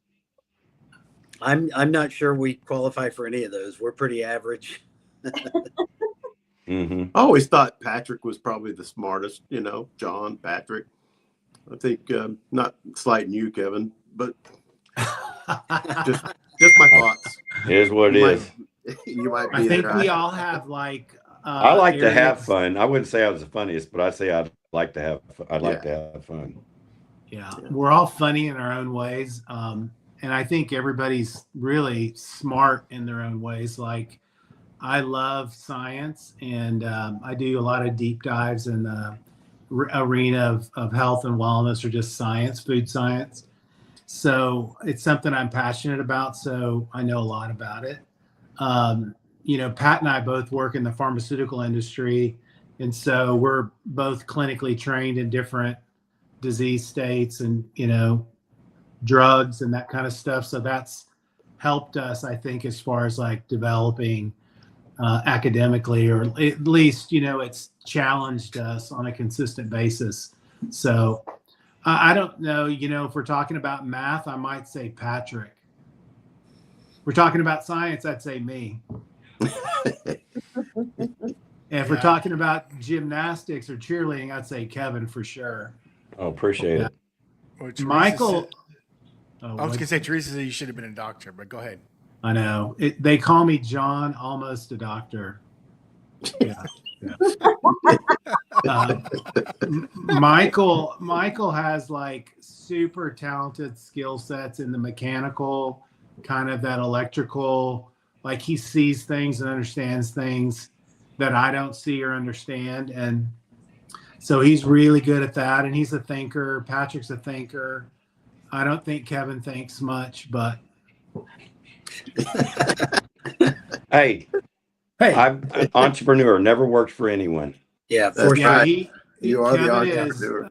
Kevin is a business builder. He's got a lot of skills when it comes to building business. He's an entrepreneur. He's got Yeah. lots of great ideas. I mean, even in high school, like he mentioned, he was thinking about ways of making money when we were younger, and even today, he still thinks about things like that. Yeah, Well, he he's got a wasn't that way. damn good. I was gonna say He's he's not got- that damn good. He hired the wrong people for the silver bullet, and they stole his money. Hey, That was a learning curve. but Live and seriously, learn. my go sophomore ahead. year, my first business was with Kobe Craighauser, and we were the dances. We had our own sound system, our lighting, everything. We did all the music at the KC Hall and did all the dances for people that would hire us. We traveled around doing all that. We made back in that was 81, 82, 83. We were making $250 a night playing dances on the weekends, and that was our job. And I mean, I loved it. I didn't have to have a normal job, just make cash on the weekends. And that was probably my first ever real business. But yeah, that was great. And we appreciate you, Kevin, for putting on all those dances. We'll have to Yeah. make sure. Yeah. I think people know now. I didn't realize that you did that, but I'm You happy didn't? that you did that. John, I mean, I had forgotten. We put on all the dances. Yeah, I had forgotten about that. But I that couldn't allowed believe a that. lot of us to dance. So that was fun. That hooked you up with a lot of, Uh-huh. So could Yeah, you guys definitely the honor could for you it. guys dance? oh, we could dance. I think Kevin We could do the Roger Rabbit, the Running Man. We could do it all. I Yeah. can do a Kevin and mean, mean air guitar. Yeah. Kevin and I were in a dance contest at the Paramount Oh Club. God, don't go to that one. Don't do that I'm one. sorry. You mentioned that I've been for the last 20 years. I've been trying to think of that damn club in Amarillo. It's the Paramount. no. I went there, I No. would say half a dozen times. So yeah, it was pretty cool. So Glenn Kevin- saying, "Oh no," so John, Kevin was no. the best dancer. They had like I think it was 10 weeks of like dance contest, and so each week it was a guy's thing, not a girl's thing. So each week they had a separate winner. So one week Kevin won, and then one week I won, and then a good friend of mine, Lee Mason from Plainview, he won one week. So Kevin and I call him Roy Lee, but Oh, Roy Lee, Roy, yeah, yeah, cool. you know Roy Lee, Yeah, absolutely. He was on our show. Yeah, he and I are big buddies, but he and Kevin and I were all in the dance, the finals of the dance contest at the Paramount Club. Go white boy, go white boy, go white boy. Kevin was the best dancer. I mean, I Kevin don't was know.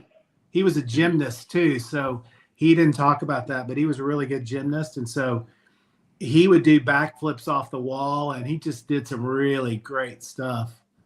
But yeah, so Kevin's probably, I would say, the best dancer in the group for sure. Cool. Yeah. You know, one time, one of the times I was at the Paramount, I was a friend of mine, Andrew Dunlap, Lisa. We were there, and he had that. He had the I think polo shirt. He had the the collar when you turn it up just the back, but you leave the fins part down.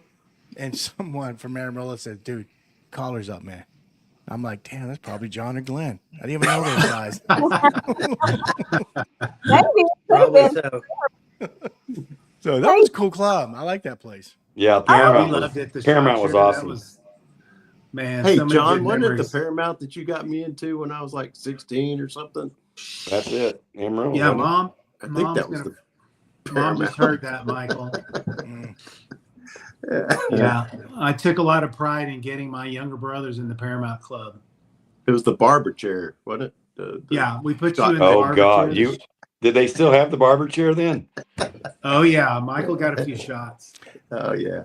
Oh, Now, my gosh. did Glenn? Did he ever wear like black pants and a little white collar?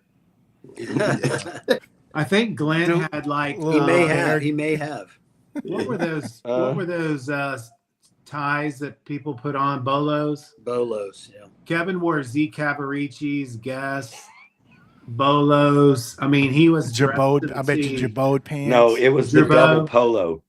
It was It the was Double polos. you had to wear two or Well, three I in a, was on top of each referencing other. the bear dancers. Hey, Oh. you know, I knew you were. one story that hasn't been told is like Kevin was Kevin and Patrick were college cheerleaders, and we would go down to Padre Island, and Kevin and his cheerleading friends would like start building towers on the beach. And I mean, there were hundreds and hundreds and hundreds of people around Kevin and all of his buddies. So you remember that, Kevin? Yeah, the towers. Oh yeah, the towers. Not smart. So much fun. 4 and 5 high people up there. Yeah, Oh, that yeah. was not good. Everybody drinking. It was crazy. I wasn't drinking. You weren't? No. I think you were. So let's go back to high school, guys.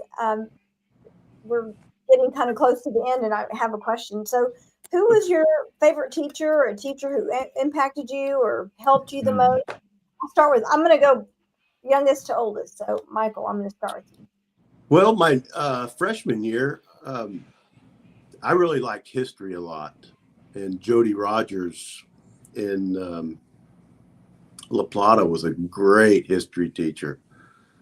He just really was animated, brought out history, and he was involved in the band.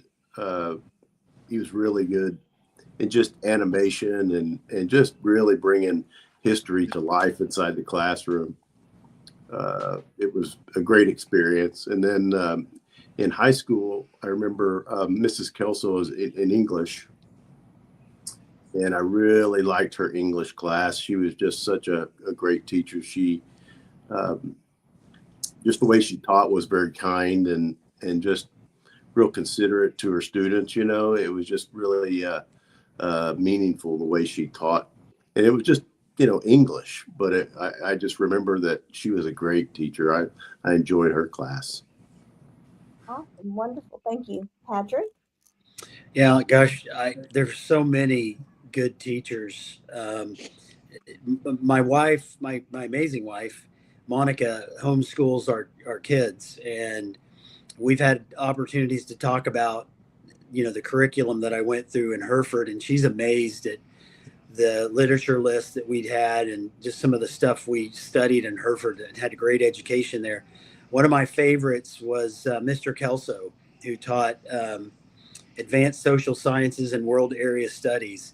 And I mean, he amazingly brought that class and that learning experience to life for us. And I can't describe it enough, but I mean, it went over even into graduation, where one of the things we studied in that class was Machiavelli's The Prince, on how to gain and maintain power. And so we pulled a trick on him at graduation, because he was on the stage shaking hands with everybody. And when he shook our hand, we'd pass him a note or give him something that said, "Boom, you're dead," like we had just killed him. And so just stuff like that really brought our education to life. He made it so much fun. Mm-hmm. That's wonderful. Expand your world. Glenn? I can't remember what class. Coach Haney, what class did he teach? Do you remember, John? No, Coach Haney, Coach Purcell. I honestly don't remember. I don't remember what it was, but maybe I just liked Coach Haney a lot, but I just remember when he was in, whatever class it was, it was just really enjoyable. I just loved being in his class, and I wish I could remember what class it was, but although he was a coach, he did a great job in whatever class that was. Well, your sister just answered social studies. Yeah, That I think was it it. was. I think it That was it. Yeah. So I don't know. It was his personality, the way he just always, got along with us as kids, which, maybe has something to do with my coaching career and the way I get along with kids and stuff like that. But I just always enjoyed being in his class. That's Yeah, great. I would echo what Kevin said. I think my favorite teachers were my coaches, obviously because I played football and I connected with them. I didn't really, I have favorite subjects. Like I loved science. Science was really important to me. I liked history. We had an aerospace class at Hereford that I really enjoyed, Aerospace One. I can't remember who the teacher was. I can see him. I just can't remember who he was. So really, I didn't, I enjoyed those subjects that I just mentioned, and Coach Haney was great. But honestly, I didn't enjoy school, like that part of school that much. To me, it wasn't. I enjoyed. I went to school because I enjoyed playing football, and I look back at it now, and I wish that maybe I had spent more time, energy, and effort, taking a real interest. But that time of my life, I just wasn't really interested in school. But I would say that probably the coaches, that taught classes were probably the favorite subjects that I, enjoyed the most. Well, cool. Or teachers, yeah. Guys, the show should have been about an hour and a half, but it's just going on 2 hours. But it's okay, Wow. man. It's okay. But I just, I'm pretty sure we're going to have a 10 mini series of the Phibbs brothers and sisters. So stay tuned, guys. We have 9 more of these shows. So, but I just want to ask the three, Glenn, Patrick, and Michael, real quick, and then we'll go to parting words. When John reached out to you guys about this podcast, what was your first thought? Patrick. I thought it was going to be about football, quite frankly. I thought the first thing we were going to talk about is football, but the more I learned about it, I loved that it was going to incorporate family in Hereford and just kind of the nostalgia of that time period in the 1980s. So the momentum started building in me. I started getting excited about it. Cool. Michael? Well, I had a little bit of fear, hesitation. Actually, I'm not a very social person. I'd rather be quiet and reserved. But I've thoroughly enjoyed myself. It's just a lot of fun talking with my brothers, again, and doing it in this setting. But I thought there was going to be some football, but I'm glad that we've got to discuss what we've got to discuss, because I think the overlying theme here would be family, fun, forgiveness, love, all those special, important things. And I just want to say thank you for allowing us to give our time and our words. Shouldn't forgiveness be first? Just kidding, Michael. No, first and then forgiveness. Mm-hmm. Yeah. Not with the Phibbs when I hear. What about you, Glenn? I mean, when they first brought it up, I didn't care to do it. I just kind of like Michael. I'm not on social media at all. I live in the present. I don't really think about the past that much anymore. But then, as we started getting a little closer to it, and they started explaining that it wasn't just about, just a Hereford thing, that it was more, about family and things like that, and how we grew up, and then it started kind of like, okay, I can do this. And then as it got a little closer and we had our little meeting, then I decided I'd go dig in my trunk and get the photo albums out and get the just look at all the old pictures, and it brought back so many memories that I could go on for hours going over just the Hereford stuff, and but not just Hereford with my friends and things like that, but Hereford as we went there as a family, moving from Dallas, and remembering that we drove up from that, I can't remember the highway coming out of Canyon into Hereford, and we got into Hereford, and that smell was god awful. And thinking that was my first impression of Hereford, and how would I ever get through this? And then it just was a town that was, I mean, it is the best ever. I mean, I loved it. I loved all the people and the friends, and you know, our experiences with our family. So going back to, you know, what you're talking about, I'm so glad that that I got to be a part of this. You know, it was fun. It was fun. Thank you. Absolutely. You know, I got to give props to Lydia. She's the one who, again, who's been helping me, and you know, she gave me John's info, and from there, you know, I was just thinking football too, but then, you know, the more I heard about the Phibbs brother, I'm like, screw that, let's get the Phibbs brothers. Oh, is that Lydia right there? Yeah. Yeah. Hi, Lydia. So, but no, thank you, Lydia, for connecting me with John. So, well, guys, we're definitely at the end. So let's just go ahead and start. You know, give your parting words, and then Lauren, Lisa will do ours. I didn't get to ask my fun question. Uh-oh. Friend question. Bring it on Another the fun girls. question. Oh, just give us 5 more minutes, Flo.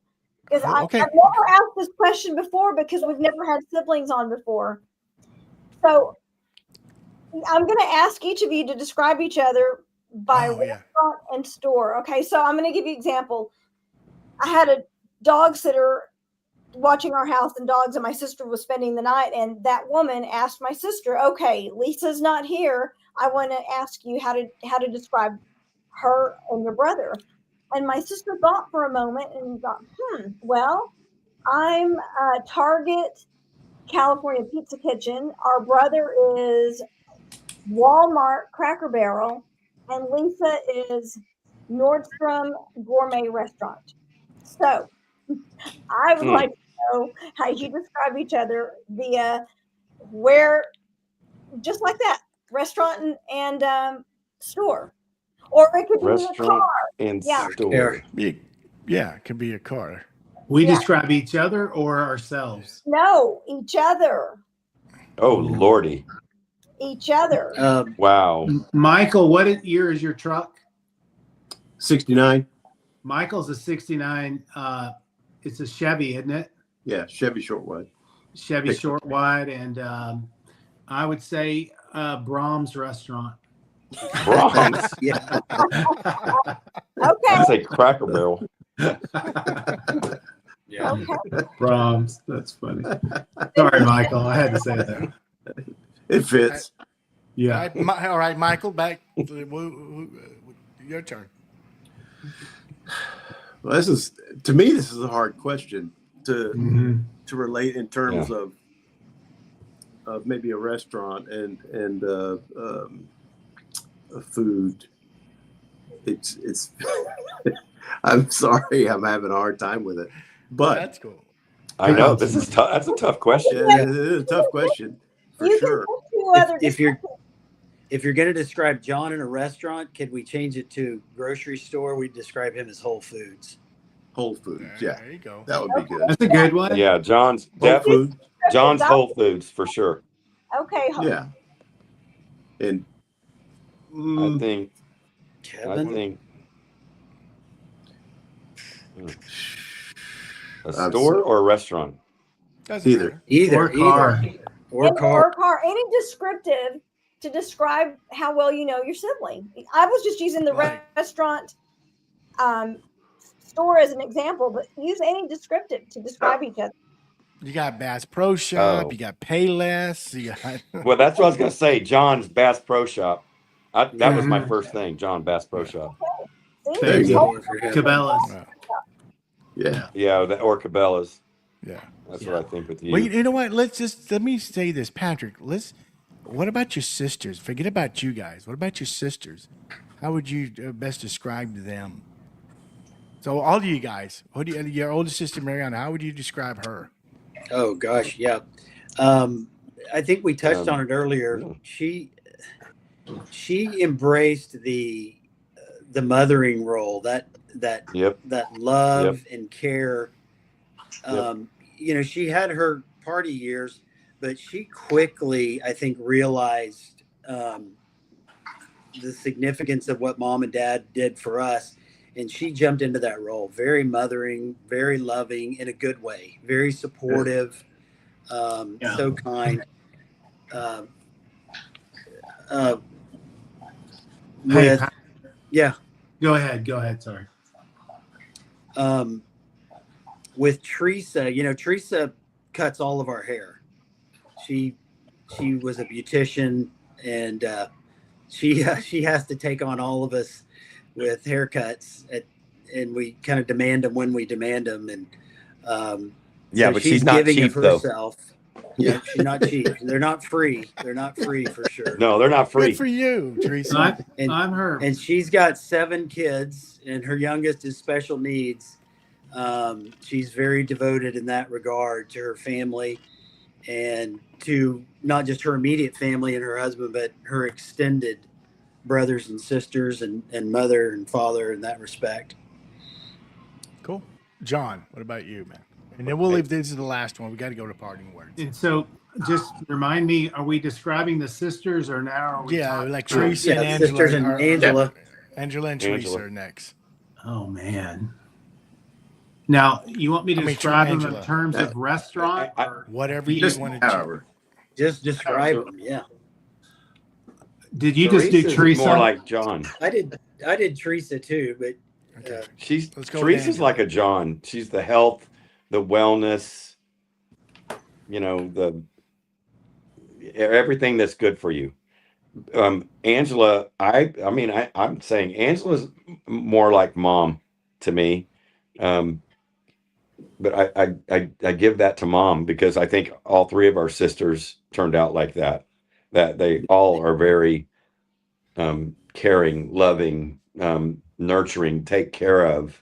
Yeah, big feelings, big emotions. Yeah. deep Oh, yeah. feelings. Yeah. Yeah. They all, they're all a very lot of similar drama. in that way. I would call Drama. Mariana. Drama. Mariana. They love used to be wine, all of them. Oh, they're all winos. Yeah. So it's total wine. Mariana love that used wine. to be yeah, they do. Mariana maybe a little too much. I told you to stop, Mariana. I would describe Mariana as a 1969 Camaro in her younger years, and then she turned into kind of a minivan suburban person. That's kind of how I would describe her. Yeah. Yeah, that's good. That's good. Yeah. All right, guys. Thank y'all. So let's go to parting words real quick, and then so we say good night. I mean, this has been a fantastic show. So let's start with the older brother, John. Your parting words, man. First, I just want to say thank you. This has been so much fun for me, and I love being able to do this on this type of platform, and I really, really appreciate that. I have a lot of great memories of the Texas Panhandle, Hereford, Texas, the friends I made, the friends I still have. I look forward to, future opportunities, and Hereford was a great place. I didn't want to go there when we first moved, but I'm so happy that, that's where our home was. And I got to experience the things that I experienced. So thank you. Cool. Glenn? Yeah. Same. I could just repeat what John said. I really appreciate you all having us on and get to talk about our life and our past, and getting to bring Hereford into it. And like John said, we came from a town that we all loved, and I don't think that there was one of us that wanted to leave that town. And then when we got there and got to know the people in Hereford, and the friendships and everything, and a lot of special times, and which I'll never forget. But thank you two for bringing us on and getting to talk about our family. So It's our pleasure. Patrick? Yeah. Unlike Kevin, I'm very nostalgic. I love our history, and I'm just sentimental about the time in Hereford and our family's time together there, and such great people in Hereford. My friends to this day, we're still very, very close and talk all the time. some of them who are on the podcast tonight, pitching in on the comments. But the work ethic of people in Hereford and the faith of people in Hereford, with what our parents had to put up with us and the strength of them to keep us going on the right path, is something that's so admirable now that we're parents and husbands and wives of children, or fathers and mothers of children. So it's been fun. I could spend more time talking about Hereford and all the memories that comes out of there with friends for a long time. So yeah, thank you very much for the opportunity. Yeah, pleasure. Michael. Yeah, thank you, Michael and Lisa. I just wanted to maybe touch on a little bit of a different path on this. It's just my father had passed not too long ago, and what I got that stuck with me on that during that time frame and his sickness and his passing was our family was right there. It was the big support system. We were all together. Dad got to be with us all, and we all got to be with Dad. And I just walked away from that thinking just how important, our family is and how family is in general.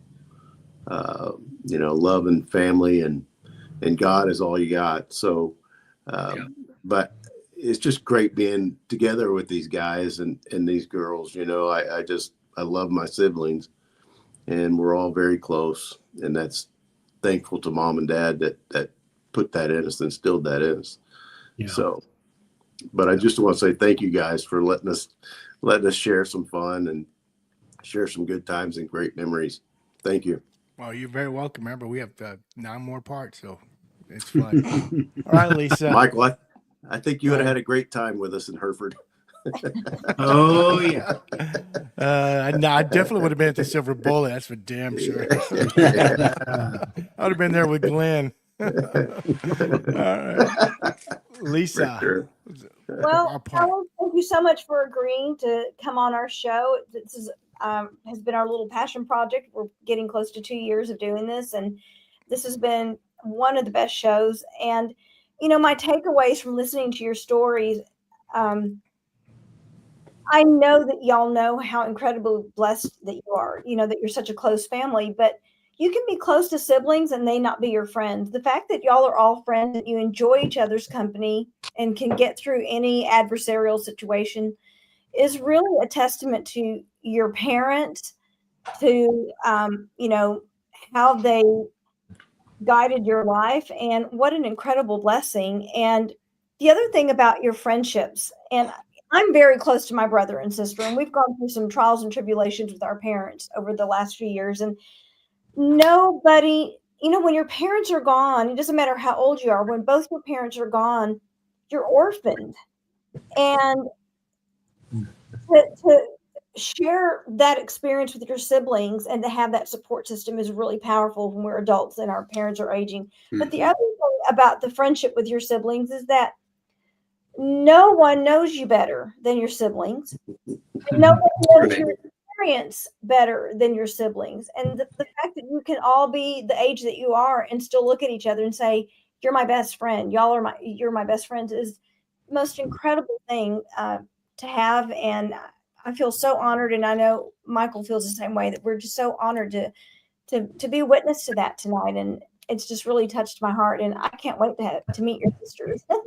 Yeah, Mariana, Mariana, I'm going to send you a message to the messenger. So I want you guys on. Oh boy, so you guys got to get the girls on. John, this is to all of you, but when you were sharing the story about, defending your brother, in first grade, I grew up and I was born and raised in Plainview, and we lived on a farm. We had cattle and the whole 9 yards.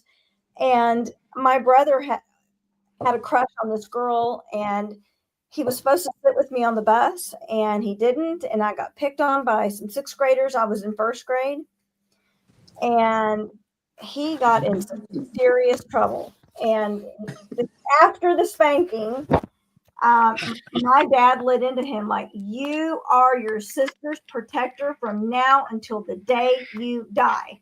Yeah. And he's never forgotten that. He became the best big brother. So, we Oh, lived that's good. up in a But generation where that was really instilled in us. And so, I know how special that is as a little sister. So I bet your brother said, "But Dad, you should have seen the chick. She was hot."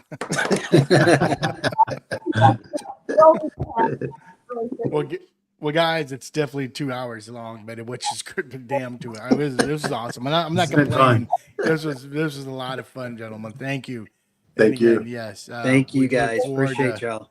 Absolutely. So thank you, and you guys have a happy Thanksgiving, Merry Christmas, Happy Hanukkah. Well, no, you guys are Italian, and Happy New Year's.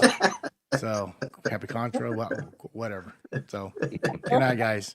Appreciate night. you guys Thank you. coming on. Thanks, Thanks Mike. again. Lisa. thank All you. right. Bye.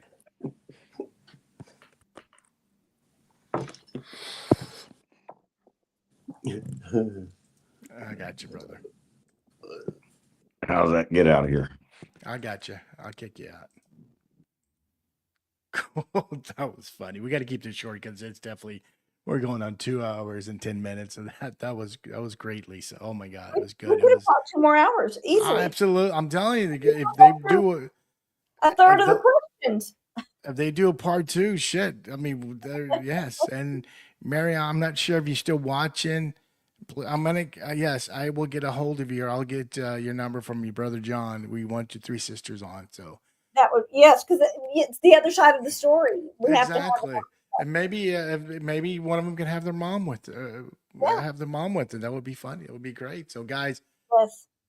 let's see. Next week we have a special show. We have 4 band members from the going Red Raider, like Red Raider going shit. I don't forget the hell it's called. Man, it's late. The Red Raider going band from Raiderland. My bad, guys.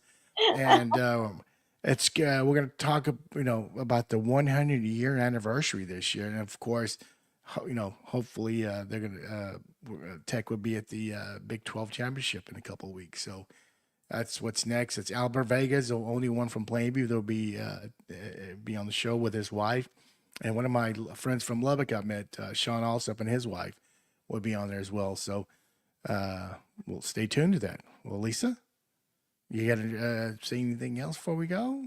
No, it is way, way past my bedtime. Yes, it is. So, and then, well, anyway, let's say good night, and then I'll talk to you for a couple of minutes afterwards. All right. So, peace and love, guys. Peace and love. Thank you.